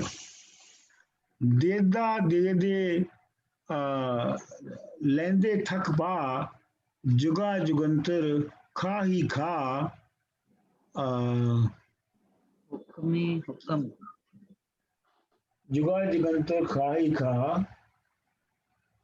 अगे की सी मैं कट गया इन्होंने भी सी गल। हुक्मे हुक्म, हुक्मी हुक्म चलाए राह। चलाए राह। नानक विकसे बेपरवाह। हाँ, हुक्मी हुक्म चलावे राह। नानक वक्त से बेपरवाह। अच्छा जी, हुणे अज जसपाल साहब नाल जसपाल राणा भी मेरी गल इत्ते होई सी। गावे को तान होवे किसे तान, ते मतलब ये है कि ਇਹਦੀ ਇੱਕ ਬਹੁਤ ਹੀ ਟ੍ਰੈਡੀਸ਼ਨਲ ਤਸ਼ਰੀਹ ਹੈ, ਉਹ ਤੇ ਇਹ ਹੈ ਕਿ ਲੋਕੀ ਉਹਦੇ ਤਾਣ ਦੇ, ਯਾਨੀ ਉਹਦੀ ਤਾਕਤ ਦੇ ਗੀਤ ਗਾਉਂਦੇ ਨੇ, ਕਿਉਂਕਿ ਉਹਦੀ ਤਾਕਤ ਹੈਗੀ ਹੈ। ਹੋਵੇ ਕਿਸੇ ਤਾਣ ਦਾ ਮਤਲਬ ਉਹ ਕਿਸੇ ਤਾਕਤਵਰ, ਉਹ ਕੋਈ ਤਾਕਤਵਰ ਹੈ। ਇਸੇ ਤਰ੍ਹਾਂ ਗਾਵੇ ਕੋ ਦਾਤ, ਜਨਰਾਸ਼ਟਰੀ ਕਰਦਾ ਹੈ, ਆਲਮ ਦਿੰਦਾ ਹੈ, ਤੇ ਉਹਦਾ ਤਾਂ ਕਿ ਉਹਦਾ ਆਪਣਾ ਨਿਸ਼ਾਨ ਹੋਵੇ। ਅੱਛਾ, ਇਹਦੇ ਉੱਤੇ ਜਸਪਾਲ ਹੋਰਾਂ ਦਾ ਕਹਿਣਾ ਹੈ ਕਿ ਇਹ ਵੀ ਇੱਕ ਸਕੂਲ ਆਫ ਥਾਟ ਹੈਗਾ ਹੈ, ਜਿਹੜਾ ਕਿ ਇਹ ਸਮਝਦਾ ਕਿ ਜਿਹੜੀ ਹਸਤੀ ਹੈ ਜਾਂ ਜਿਹੜਾ ਯੂਨੀਵਰਸਲ ਲਾ ਹੈ, ਉਹਨੂੰ ਗਾਉਣ ਦੇ ਜ਼ਰੀਏ ਹਾਸਲ ਕੀਤਾ ਜਾ ਸਕਦਾ। ਕਿਉਂ ਜੀ, ਤੁਸੀਂ ਜਸਪਾਲ ਜੀ ਦੱਸੋ। ਹਾਂਜੀ, ਉਹ ਇੱਕ ਮੀਮਾਂਸਾ ਦਾ ਸਕੂਲ ਹੈਗਾ ਬੜਾ ਪੁਰਾਣਾ। ਉਹ ਕਹਿੰਦੇ ਆ ਕਿ ਲਫ਼ਜ਼ਾਂ ਦੇ ਸਮਝਣ ਦੀ ਕੋਈ ਲੋੜ ਨਹੀਂ, ਲਫ਼ਜ਼ਾਂ ਦੇ ਵਿੱਚ ਆਪ ਹੀ ਇੰਨੀ ਤਾਕਤ ਹੈਗੀ ਆ ਕਿ ਜਿਹਦੇ ਨਾਲ ਤੁਹਾਨੂੰ ਉਹ ਜਿਹੜੀ ਹਕੀਕਤ ਹੈ ਉਹਦੇ ਨਾਲ ਇੱਕ ਕਰ ਦਿੰਦੀ ਆ। ਤੇ ਬਾਬਾ ਇਹ ਕਹਿੰਦਾ ਇਸ ਹਿਸਾਬ ਨਾਲ ਉਹਨਾਂ ਸਕੂਲ ਨਾਲ ਡਿਬੇਟ ਕਰਕੇ ਕਿ ਸਿਰਫ ਗਾਣ ਨਾਲ ਹੀ ਅਸਲੀਅਤ ਨਹੀਂ ਪਾਈ ਜਾ ਸਕਦੀ। ਦੂਜੀ ਗੱਲ ਜਿਹੜੇ ਡਾਕਟਰ ਸਾਹਿਬ ਕਹਿ ਰਹੇ ਇਹ ਵੀ ਦਰੁਸਤ ਹੈ ਕਿ ਇਹ ਜਿਹੜੀਆਂ ਕੁਆਲਿਟੀਜ਼ ਇਹ ਹੁਣ ਅੱਗੇ ਆ ਰਹੀਆਂ, ਇਹ ਬੰਦੇ ਦੀਆਂ ਆਪਣੀਆਂ ਹੀ ਪ੍ਰੋਜੈਕਸ਼ਨ ਹੈਗੀਆਂ ਨੇਚਰ ਤੇ। ਹਾਂਜੀ ਜਿੱਕੂ ਕਹਿੰਦੇ ਆ ਕਿ ਜੈਸੀ ਦ੍ਰਿਸ਼ਟੀ ਵੈਸੀ ਸ੍ਰਿਸ਼ਟੀ। ਜਿਹੜੀਆਂ ਇਹ ਇਸ ਯੂਨੀਵਰਸਲ ਹਕੀਕਤ ਦੀਆਂ, ਨੇਚਰ ਦੀਆਂ ਜਿਹੜੀਆਂ ਇਹ ਕੁਆਲਿਟੀਆਂ ਹੁਣ ਦੱਸ ਰਹੇ ਆ, ਇਹ ਬੰਦੇ ਆਪਣੇ ਵਿੱਚੋਂ ਹੀ ਇਹ ਪ੍ਰੋਜੈਕਟ ਕਰ ਰਹੇ ਆ ਨੇਚਰ ਤੇ। ਹਾਂ, ਮਤਲਬ ਇਹਨੂੰ ਇੰਜ ਕਿਹਾ ਜਾ ਸਕਦਾ ਹੈ, ਮੈਂ ਇਹਨੂੰ ਇੰਜ ਕਹਿੰਦਾ, ਗਾਵੇ ਕੋ ਤਾਣ ਹੋਵੇ ਕਿਸੇ ਤਾਣ। ਰੱਬ ਦੀ ਜਿਹੜੀ ਤਾਕਤ ਹੈ, ਰੱਬ ਦੀ ਜਿਹੜੀ ਪਾਵਰ ਹੈ, ਉਹਨੂੰ ਕਿਹਦਾ ਜੋ ਹੈਗਾ, ਬੰਦ ਕਰੋ ਜੀ ਨੂੰ, ਇਹ ਉਸ ਵਾਸਤੇ ਗਾਏ ਜਾਂਦੇ ਨੇ ਗੁਣ ਕਿ ਬੰਦਾ ਅਸਲ ਦੇ ਵਿੱਚ ਆਪ ਤਾਕਤਵਰ ਉਸ ਤਰ੍ਹਾਂ ਦਾ ਬਣਨਾ ਚਾਹੁੰਦਾ ਹੈ। ਗਾਵੇ ਕੋ ਤਾਣ ਹੋਵੇ ਕਿਸੇ ਤਾਣ, ਤਾਂ ਯਾਨੀ ਆਪ ਉਹਦੀ ਖਾਹਿਸ਼ ਹੈ ਉਹਨਾਂ ਤਾਕਤਵਰ ਹੋਣ ਦੀ, ਤੇ ਇਹਦੇ ਵਾਸਤੇ ਉਹਦੇ ਵਾਸਤੇ ਉਹ ਇੱਕ ਹਸਤੀ ਕ੍ਰੀਏਟ ਕਰ ਲੈਂਦਾ ਕਿ ਉਹਦੀ ਇਹ ਤਾਕਤ ਹੈਗੀ ਹੈ। ਅਸਲ ਦੇ ਵਿੱਚ ਉਹ ਆਪਣੀ ਤਾਕਤ ਦੀ ਗੱਲ ਕਰ ਰਿਹਾ ਹੈ। ਗਾਵੇ ਕੋ ਦਾਸ ਕਿ ਉਹ ਸਖਾਵਤ ਜਿਹੜੀ ਹੈ, ਜਨਰਾਸ਼ਟੀ ਜਿਹੜੀ ਹੈ ਰੱਬ ਦੀ, ਉਹਨੂੰ ਉਹਦੇ ਗੁਣ ਇਸ ਵਾਸਤੇ ਗਾਉਂਦਾ ਹੈ ਤੇ ਇਹ ਉਹ ਸਮਝਦਾ ਕਿ ਇਹ ਰੱਬ ਦੀ ਨਿਸ਼ਾਨੀ ਹੈ। ਲੇਕਿਨ ਉਹ ਆਪਣੀ 2 ਮਿੰਟ ਇੱਥੇ ਡਾਕਟਰ ਸਾਹਿਬ, ਮੈਂ ਜਿਹੜੇ ਵਿਸ਼ਨੂੰ ਦੇ ਪੈਰੋਕਾਰ ਹੈ ਜੀ, ਉਹ ਵਿਸ਼ਨੂੰ ਨੂੰ ਕਹਿੰਦੇ ਭੰਡਾਰੀ। ਠੀਕ, ਭੰਡਾਰੀ ਜਿਹੜਾ ਦੇਣ ਵਾਲਾ, ਬਿਲਕੁਲ। ਉਹਨਾਂ ਨੇ ਉਹਦਾ ਨਿਸ਼ਾਨ ਉਹ ਦੇਣ ਵਾਲਾ ਬਣਾਇਆ, ਉਹਨੂੰ ਭੰਡਾਰੀ ਕਿਹਾ। ਇਹਦੇ ਵਿੱਚ ਬਾਬਾ ਉਹਨਾਂ ਨਾਲ ਵੀ ਗੱਲਬਾਤ ਕਰ ਰਿਹਾ, ਉਹਨਾਂ ਨਾਲ ਵੀ ਹੋ ਰਹੀ ਹੈ। ਲੇਕਿਨ ਜਨਰਲ ਗੱਲ ਇਹ ਹੋ ਰਹੀ ਹੈ ਕਿ ਦਾਸ ਦੀ ਜਿਹੜੀ ਗਾਉਣ ਗਾਏ ਜਾਂਦੇ ਨੇ, ਉਹ ਇਸ ਲਈ ਨੇ ਕਿ ਤੁਹਾਡਾ ਕੋਈ ਨਿਸ਼ਾਨ ਹੋਵੇ, ਤੁਹਾਡੀ ਕੋਈ ਹਸੀਅਤ ਹੋਵੇ। ਯਾਨੀ ਰੱਬ ਦੀ ਹਸੀਅਤ ਇਸ ਲਈ ਹੈ ਕਿ ਉਹ ਬੜਾ ਜੈਨਰਸ ਹੈ। ਡਾਕਟਰ ਸਾਹਿਬ ਬਹੁਤ ਜ਼ਿਆਦਾ ਡਿਸਟਰਬੈਂਸ ਆ ਰਹੀ, ਡਾਕਟਰ ਸਾਹਿਬ ਸੁਣਨਾ ਨਹੀਂ ਪਿਆ, ਵਿੱਚ ਕਿਸੇ ਨੇ ਖੋਲਿਆ ਹੋਇਆ ਹੈ।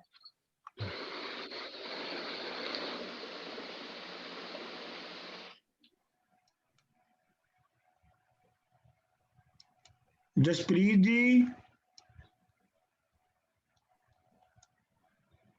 ਕਿੰਨੇ ਖੋਲਿਆ ਹੈ? ਹੁਣ ਬੰਦ ਹੋ ਗਈ ਡਿਸਟਰਬੈਂਸ ਡਾਕਟਰ ਸਾਹਿਬ। ਅੱਛਾ, ਠੀਕ ਹੈ। ਅੱਛਾ, ਗਾਵੇ ਕੋ ਗੁਣ ਵਡਿਆਈ ਆਚਾਰ, ਯਾਨੀ ਜਿਹੜੇ ਗੁਣ ਨੇ, ਜਿਹੜੀ ਖੂਬੀਆਂ ਨੇ, ਜਿਹੜੀ ਉਹ ਤੇ ਇਹਦਾ ਕਰੋ ਤਾਂ ਆਪਣਾ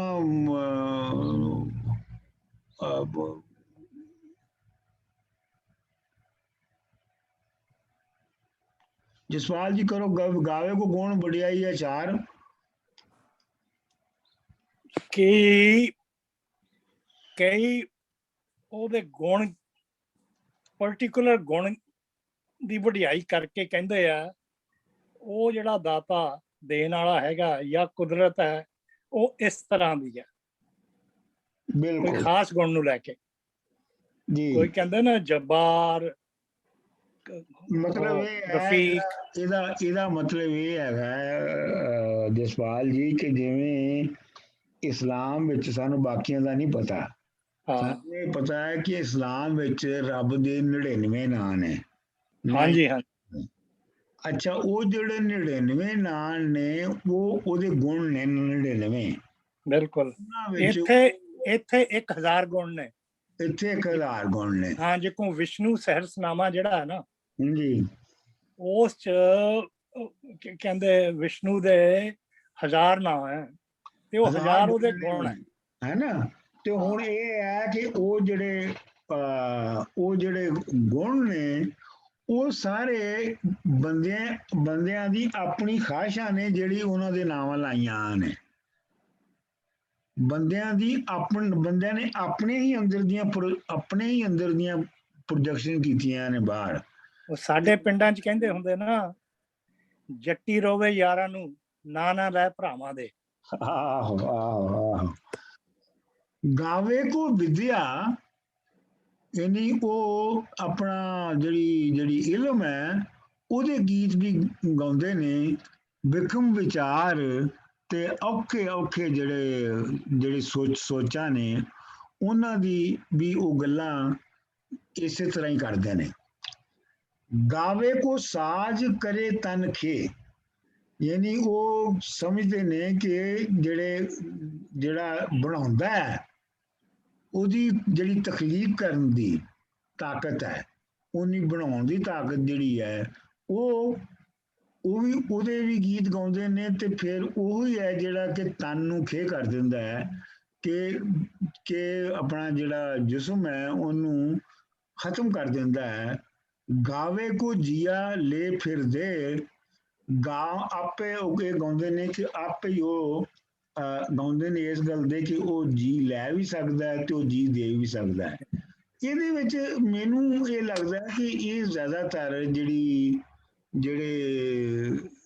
ਜਾਦੂ ਟੂਣੇ ਤੇ ਇਹ ਜਿਹੜੀ ਸਾਰੀ ਫਿਲਾਸਫੀ ਸੀ ਨਾ ਕਿ ਜੀ ਤੁਸੀਂ ਆਪਣਾ ਖਾਸ ਤਰ੍ਹਾਂ ਦੇ ਮੰਤਰਾਂ ਦੇ ਨਾਲ ਪੈਦਾ ਵੀ ਕਰ ਸਕਦੇ ਹੋ ਤੇ ਤਬਾਹ ਵੀ ਕਰ ਸਕਦੇ ਹੋ।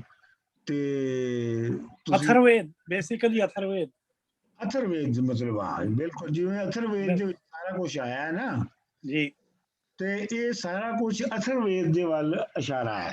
ਜੀ ਜੀ ਤੇ ਇੱਕ ਹੋਰ ਗੱਲ, ਉਹ ਤਾਂ ਪਹਿਲੀ ਜਿਹੜੀ ਲਾਈਨ ਹੈ ਨਾ, ਗਾਵੇ ਕੋ ਵਿਦਿਆ ਵਿਖਮ ਵਿਚਾਰ ਗਾਵੇ ਕੋ ਸਾਜ ਕਰੇ ਤਨਖੇ, ਇਹ ਵੀ ਉਹਨਾਂ ਜਿਨ੍ਹਾਂ ਨੂੰ ਕਹਿੰਦੇ ਬ੍ਰਹਮ ਗਿਆਨੀ ਉਹਨਾਂ ਵੱਲ ਇਸ਼ਾਰਾ ਕਿ ਉਹ ਬਹੁਤ ਸੋਫਿਸਟੀਕੇਟਡ ਆਰਗੂਮੈਂਟ ਸਰਚ ਕਰਦੇ ਆ ਜਾਂ ਦਿੰਦੇ ਆ ਤੇ ਉਹ ਜਨਰਲੀ ਉਹ ਬ੍ਰਹਮਾ ਦੇ ਜਿਹੜੇ ਆਪਣੇ ਆਪ ਨੂੰ ਚੇਲੇ ਕਹਾਉਂਦੇ ਕਿ ਬਹੁਤ ਜ਼ਿਆਦਾ ਸੋਫਿਸਟੀਕੇਟਡ ਕੰਪਲੈਕਸ ਆਰਗੂਮੈਂਟ ਕ੍ਰੀਏਸ਼ਨ ਦੇ ਹੋਰ ਸਾਰੇ ਕਿਵੇਂ ਇਹ ਉਪਜੀ ਇਹ ਖਲਕਤ ਸਾਰੀ। ਤੇ ਦੂਜਾ ਜਿਹੜਾ ਤਨ ਨੂੰ ਖੇ ਕਰਦੇ ਆ ਉਹ ਹੈਗੇ ਸ਼ਿਵ ਦੇ ਚੇਲੇ ਜੀ, ਜਿਹੜੇ ਕਹਿੰਦੇ ਜੀ ਉੱਥੇ ਸ਼ਮਸ਼ਾਨ ਚਲੇ ਜਾਓ, ਜ਼ਿੰਦਗੀ ਦੇ ਅਸਲੀਅਤ ਜਿਹੜੀ ਉਹ ਮੌਤ ਹੈਗੀ ਆ ਤੇ ਉਹ ਆਪਣੇ ਤਨ ਤੇ ਖੇ ਪਾ ਕੇ ਫਿਰ ਉੱਥੇ ਸ਼ਮਸ਼ਾਨਾਂ 'ਚ ਰਹਿੰਦੇ ਆ। ਠੀਕ, ਉਹਨਾਂ ਵੱਲ ਵੀ ਇਸ਼ਾਰਾ। ਉਸ ਵੇਲੇ ਬਾਬਾ ਜੀ ਦੇ ਟਾਈਮ 'ਚ ਬਹੁਤ ਇਹੋ ਜਿਹੇ ਬੰਦੇ ਸੀਗੇ। ਬਿਲਕੁਲ ਬਿਲਕੁਲ ਬਿਲਕੁਲ। ਗਾਵੇ ਕੋ ਜਾਪੇ ਦਿਸੇ ਦੂਰ, ਮਤਲਬ ਇਹ ਹੈ ਕਿ ਉਹਦੀ ਦੂਰ ਹੋ ਉਹਨੂੰ ਦੂਰ ਮੰਨ ਕੇ ਆਪਣੇ ਆਪ ਤੋਂ ਜਿਹੜੀ ਉਸ ਹਸਤੀ ਨੂੰ ਦੂਰ ਸਮਝਦੇ ਹੋਇਆ ਉਹਦੇ ਗੀਤ ਵੀ ਗਾਉਂਦੇ ਨੇ। ਇਹਦੀ ਮੈਂ ਹੁਣ ਤੁਹਾਨੂੰ ਦੱਸਾਂਗਾ ਮੁਸਲਮਾਨਾਂ ਦੇ ਵਿੱਚ ਇਹਦੀ ਕੀ ਹੈ। ਗਾਵੇ ਕੋ ਵੇਖੇ ਹਾਜ਼ਰਾ ਹਜ਼ੂਰ, ਤੇ ਉਹ ਆਪਣਾ ਜਿਹੜਾ ਉਹਦੀ ਹਾਜ਼ਰ ਹੋਣ ਨੂੰ, ਉਹਦੇ ਸਾਹਮਣੇ ਮੌਜੂਦ ਹੋਣ ਨੂੰ, ਹਾਜ਼ਰਾ ਹਜ਼ੂਰ ਤੁਹਾਡੇ ਸਾਹਮਣੇ ਹਾਜ਼ਰ ਹੋਣ ਨੂੰ ਦੇ ਗੁਣ ਵੀ ਉਹ ਗਾਉਂਦੇ ਨੇ। ਮਿਸਾਲ ਦੇ ਤੌਰ ਦੇ ਉੱਤੇ ਜਿਹੜੇ ਮੁਸਲਮਾਨਾਂ ਦੇ ਵਿੱਚ ਦੋ ਫਿਰਕੇ ਨੇ ਜਿਹੜੇ ਹੈਗੇ ਨੇ ਸੁੰਨੀ ਤੇ ਦੂਜੇ ਅਹਿਲੇ ਹਦੀਸ ਸਮਝ ਲਓ ਤੁਸੀਂ, ਉਹ ਨੇ। ਤੇ ਜਿਹੜੇ ਸੁੰਨੀ ਨੇ, ਜਿਹੜੇ ਅਹਿਲੇ ਹਦੀਸ ਨੇ, ਉਹ ਕਹਿੰਦੇ ਨੇ ਜੀ ਰੱਬ ਜਿਹੜਾ ਉਹ ਇੱਕ ਵੱਖਰੀ ਚੀਜ਼ ਹੈ ਔਰ ਉਹ ਬਹੁਤ ਦੂਰ ਹੈ ਤੇ ਬੰਦਾ ਹੈ ਤੇ ਬੰਦੇ ਦਾ ਰੱਬ ਦਾ ਕੋਈ ਤਾਲੁਕ ਨਹੀਂ ਹੈਗਾ। ਤੇ ਰਸੂਲ ਜਿਹੜਾ ਹੈਗਾ ਉਹ ਇੱਕ ਬੰਦਾ ਸੀਗਾ ਤੇ ਉਹ ਬੰਦੇ ਵਾਂਗੂ ਆਇਆ ਤੇ ਬੰਦੇ ਵਾਂਗੂ ਮਰ ਗਿਆ ਤੇ ਗੱਲ ਖਤਮ ਹੋ ਗਈ, ਇਹ ਉਹ ਕਹਿੰਦੇ ਨੇ। ਤੇ ਜਿਹੜੇ ਸੁੰਨੀ ਨੇ ਉਹ ਇਹ ਕਹਿੰਦੇ ਨੇ ਕਿ ਨਹੀਂ, ਰਸੂਲ ਹਰ ਵੇਲੇ ਹਰ ਥਾਂ ਤੇ ਹਾਜ਼ਰ ਹੈ।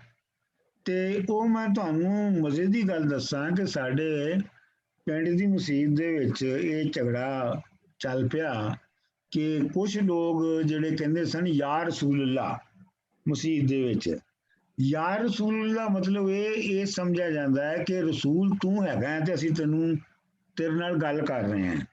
ਤੇ ਦੂਜੇ ਕਹਿੰਦੇ ਸਨ ਕਿ ਇਹ ਕੁਫਰ ਕਰ ਰਹੇ ਹੋ ਕਿ ਰਸੂਲ ਵੀ ਬੰਦਾ ਸੀ ਤੇ ਤੁਸੀਂ ਉਹਨੂੰ ਬੁਲਾ ਕੇ ਮੇਰੇ ਹਾਜ਼ਰ ਕਿਵੇਂ ਸਮਝ ਰਹੇ ਹੋ। ਉਦੋਂ ਤੇ ਬੜੀ ਡਾਂਗ ਸੋਟਾ ਚੱਲਿਆ ਔਰ ਬੜੀ ਮੁਸ਼ਕਲ ਦੇ ਨਾਲ ਉਹਨਾਂ ਦੀ ਸੁਲ੍ਹਾ ਕਰਵਾਈ ਗਈ। ਤੇ ਇਹ ਇਸ ਤਰ੍ਹਾਂ ਦੇ ਜਿਹੜੇ ਫਿਰਕੇ ਨੇ, ਮੈਨੂੰ ਯਕੀਨ ਹੈ ਕਿ ਹਿੰਦੂਆਂ ਵਿੱਚ ਵੀ ਹੋਣਗੇ ਔਰ ਬਾਕੀ ਮਜ਼ਹਬਾਂ ਵਿੱਚ ਵੀ ਹੋਣਗੇ। ਜਿਵੇਂ ਮੈਂ ਤੁਹਾਨੂੰ ਸੁੰਨੀਆਂ ਦਾ ਤੇ ਆਪਣਾ ਆਪਣਾ ਅਹਿਲੇ ਹਦੀਸ ਦਾ ਦੱਸਿਆ ਹੈ। ਅੱਛਾ, ਕਥਨਾ ਕਥਨੀ ਨਾ ਆਵੇ ਟੋਟ। ਕਥਨਾ ਦਾ ਮਤਲਬ ਹੈ ਕਹਾਣੀ, ਸਟਰਕਚਰ, ਬਾਤ। ਇਹ ਜਿਹੜੀ ਇਸ ਤਰ੍ਹਾਂ ਦੀਆਂ ਕਹਾਣੀਆਂ ਨੇ ਜਿਹੜੀਆਂ ਉੱਤੇ ਦੱਸੀਆਂ ਨੇ, ਇਹ ਕਥਨਾ ਕਥੀ ਨਾ ਆਵੇ ਤੋੜ। ਤੋੜ ਦਾ ਮਤਲਬ ਹੈ ਘਾਟਾ ਪੈ ਜਾਣਾ, ਘੱਟ ਹੋ ਜਾਣਾ।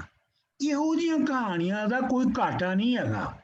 ਕਥਾ ਕਥਨਾ ਕਥਨੀ ਕਥਨੀ ਨਾ ਆਵੇ ਟੋਟ, ਕਿ ਇਹੋ ਜਿਹੀਆਂ ਕਹਾਣੀਆਂ ਦੀ ਕੋਈ ਕਮੀ ਨਹੀਂ ਹੈਗੀ। ਕਥ ਕਥ ਕਥਨੀ ਕੋਟੀ ਕੋਟ, ਇਹੋ ਜਿਹੀਆਂ ਕਹਾਣੀਆਂ ਕੋਟ ਕੋਟ ਦੇ ਵਿੱਚ, ਸ਼ਹਿਰ ਸ਼ਹਿਰ ਦੇ ਵਿੱਚ ਜਿਹੜਾ ਹੈ ਉਹ ਲੋਕੀ ਕਰਦੇ ਫਿਰਦੇ ਨੇ। ਇਹ ਜਿਹੜੀਆਂ ਕਹਾਣੀਆਂ ਉੱਤੇ ਦੱਸੀਆਂ ਨੇ, ਦੇਦਾ ਲੈਦੇ ਥਕਬਾ, ਦੇਦਾ ਦੇ ਲੈਦੇ ਥਕਬਾ, ਜੁਗਾ ਜੁਗੰਤਰ ਖਾ ਹੀ ਖਾ। ਉਹ ਦਿੰਦਾ ਹੈ, ਲੈਣ ਵਾਲੇ ਥੱਕ ਜਾਂਦੇ ਨੇ। ਤੇ ਜੁਗ ਜੁਗੰਤਰ ਮਤਲਬ ਸਾਰੀ ਫਾਰ ਇਟਰਨਿਟੀ ਜਿਹੜੇ ਹੈ ਉਹ ਜਿਹੜੀ ਉਹ ਫੀਡ ਕਰਦਾ ਹੈ, ਉਹ ਉਸ ਅਸੂਲ ਦੇ ਤਹਿਤ ਫੀਡ ਹੁੰਦਾ ਹੈ। ਅੱਗੇ ਕੀ ਸੀ ਜੀ ਸਵਾਲ ਜੀ, ਜਸਪਾਲ ਜੀ? ਮੇਰੇ ਕੋਲ ਨਹੀਂ ਹੈਗਾ ਉਹ ਟੈਕਸਟ। ਹੁਕਮੀ ਹੁਕਮ ਚਲਾਏ ਰਾਹ, ਨਾਨਕ ਵਿਕਸੇ ਬੇਪਰਵਾਹ। ਹਾਂਜੀ, ਹੁਕਮੀ ਹੁਕਮ ਚਲਾਏ ਰਾਹ, ਯਾਨੀ ਹੁਕਮੀ ਜਿਹੜਾ ਯੂਨੀਵਰਸ ਦਾ ਜਿਹੜਾ ਵਗਾ ਹੈ, ਜਿਹੜਾ ਉਹਦਾ ਡਿਸਕੋਰਸ ਹੈ, ਉਹਨੇ ਚੱਲਣਾ ਆਪਣੇ ਨਾਲ ਚੱਲਣਾ ਹੈ।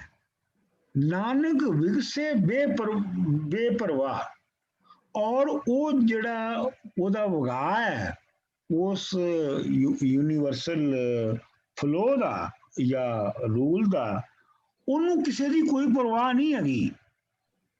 ਉਹ ਹੀ ਇਸ, ਜਿਵੇਂ ਪਹਿਲੇ ਅਸੀਂ ਕਿਹਾ ਸੀ ਨਾ, ਨਿਰਵੈਰ ਨਿਰਭਉ ਵਗੈਰਾ ਵਗੈਰਾ। ਤੇ ਇਹੋ ਹੀ ਹੈ ਕਿ ਉਹਨੂੰ ਉਹ ਬਿਨਾਂ ਫਿਕਰ ਦੇ, ਬਿਨਾਂ ਕਿਸੇ ਤੋਂ ਇਫੈਕਟ ਹੋਏ ਦੇ ਆਪਣੇ ਵਿੱਚ ਆਪ ਹੀ ਵਗਦਾ ਹੈ। ਉਹਨੂੰ ਕੋਈ ਇਫੈਕਟ ਨਹੀਂ ਕਰ ਸਕਦਾ ਬਾਹਰੋਂ। ਮਤਲਬ ਇਹ ਹੈ ਕਿ ਕੋਈ ਐਸੀ ਜਿਵੇਂ ਆਰਗੇਨਾਈਜ਼ਡ ਮਜ਼ਹਬ ਵਿੱਚ ਮੰਨਿਆ ਜਾਂਦਾ ਨਾ ਕਿ ਜੀ ਬਾਹਰੋਂ ਹਸਤੀ ਜਿਹੜੀ ਹੈ ਉਹਦੇ ਵਿੱਚ ਦਖਲ ਦੇ ਸਕਦੀ ਹੈ, ਆਪਣੀ ਮਰਜ਼ੀ ਨਾਲ ਚਲਾ ਦੀ ਹੈ। ਬਾਬਾ ਕਹਿ ਰਿਹਾ ਨਹੀਂ, ਉਹਨੂੰ ਕੋਈ ਮੁਤਸਰ ਨਹੀਂ ਕਰ ਸਕਦਾ। ਉਹ ਆਪਣੇ ਆਪ ਵਿੱਚ ਹੀ ਵਗਦਾ ਹੈ ਔਰ ਉਹਨੇ ਆਪਣੇ ਆਪ ਵਿੱਚ ਹੀ ਵਗਦੇ ਰਹਿਣਾ ਹੈ। ਠੀਕ ਹੈ ਜੀ। ਲਓ ਜੀ, ਹੁਣ ਮੇਰਾ ਖਿਆਲ ਹੈ ਕੀ ਟਾਈਮ ਹੋਇਆ ਹੈ? ਮੈਨੂੰ ਇਜਾਜ਼ਤ ਦਿਓ ਡਾਕਟਰ ਸਾਹਿਬ, ਹੁਣ ਮੈਨੂੰ ਜਾਣਾ ਪੈਣਾ। 12:51 ਹੋ ਗਿਆ ਤੇ 6 ਮਿੰਟ ਦੀ ਆਪਣਾ ਬ੍ਰੇਕ ਲੈਣੇ ਆ। ਠੀਕ ਹੈ ਜੀ, 6 ਮਿੰਟ ਦੀ ਬ੍ਰੇਕ। ਠੀਕ ਹੈ, ਠੀਕ। ਅਸੀਂ 12 ਵੱਜ ਕੇ 1 ਵੱਜ ਕੇ ਤੇ 4-5 ਮਿੰਟ ਤੇ ਆ ਜਾਵਾਂਗੇ ਵਾਪਸ। ਠੀਕ ਹੈ ਜੀ। ठीक है, ठीक है।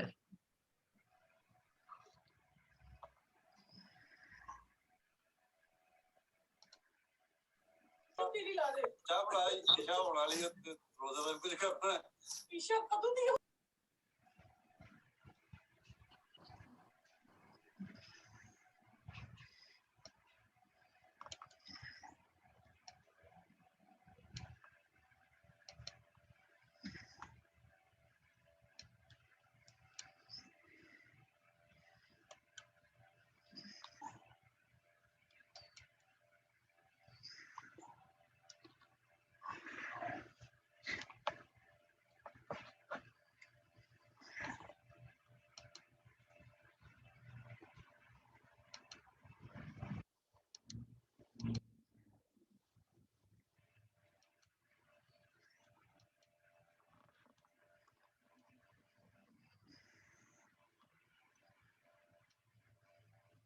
हो गया चलो। ਹੋ ਗਿਆ ਮੈਂ ਕੀਤਾ ਹੈ। हाँ कर देता मैं रिकॉर्डिंग ऑन करती है ਅਸ਼ਰਫੀਆਂ ਤੁਹਾਡੇ ਨਾਲ ਹੋਈਆਂ ਤੁਸੀਂ ਕੀਤਾ अच्छा ते चलो किन्ने पढ़ना इनू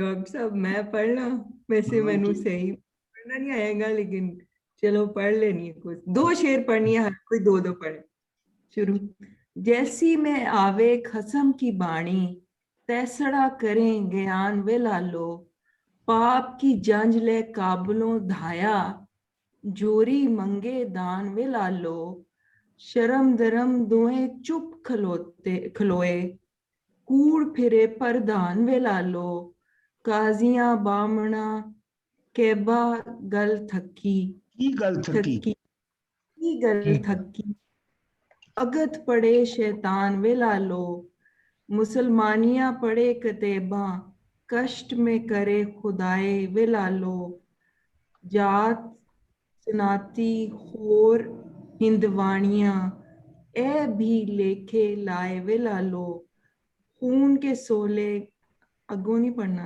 डॉक्टर साहब। गाविए नानक गाविए खून के सोले गाविए नानक रत के कुंगू पाए वे लालो हाँ जी आगे जी। नजर नहीं आ रहे नहीं बस इन्ना ही पढ़ना इन्ना ही पढ़ना इन्ना ही पढ़ना साहब के गुण नहीं साहब तक ते मना कीता ना डॉक्टर नहीं वो तो नहीं वो फिर साहब अगला के- शुरू हो जाता है अच्छा अमर जी तुसी पढ़ो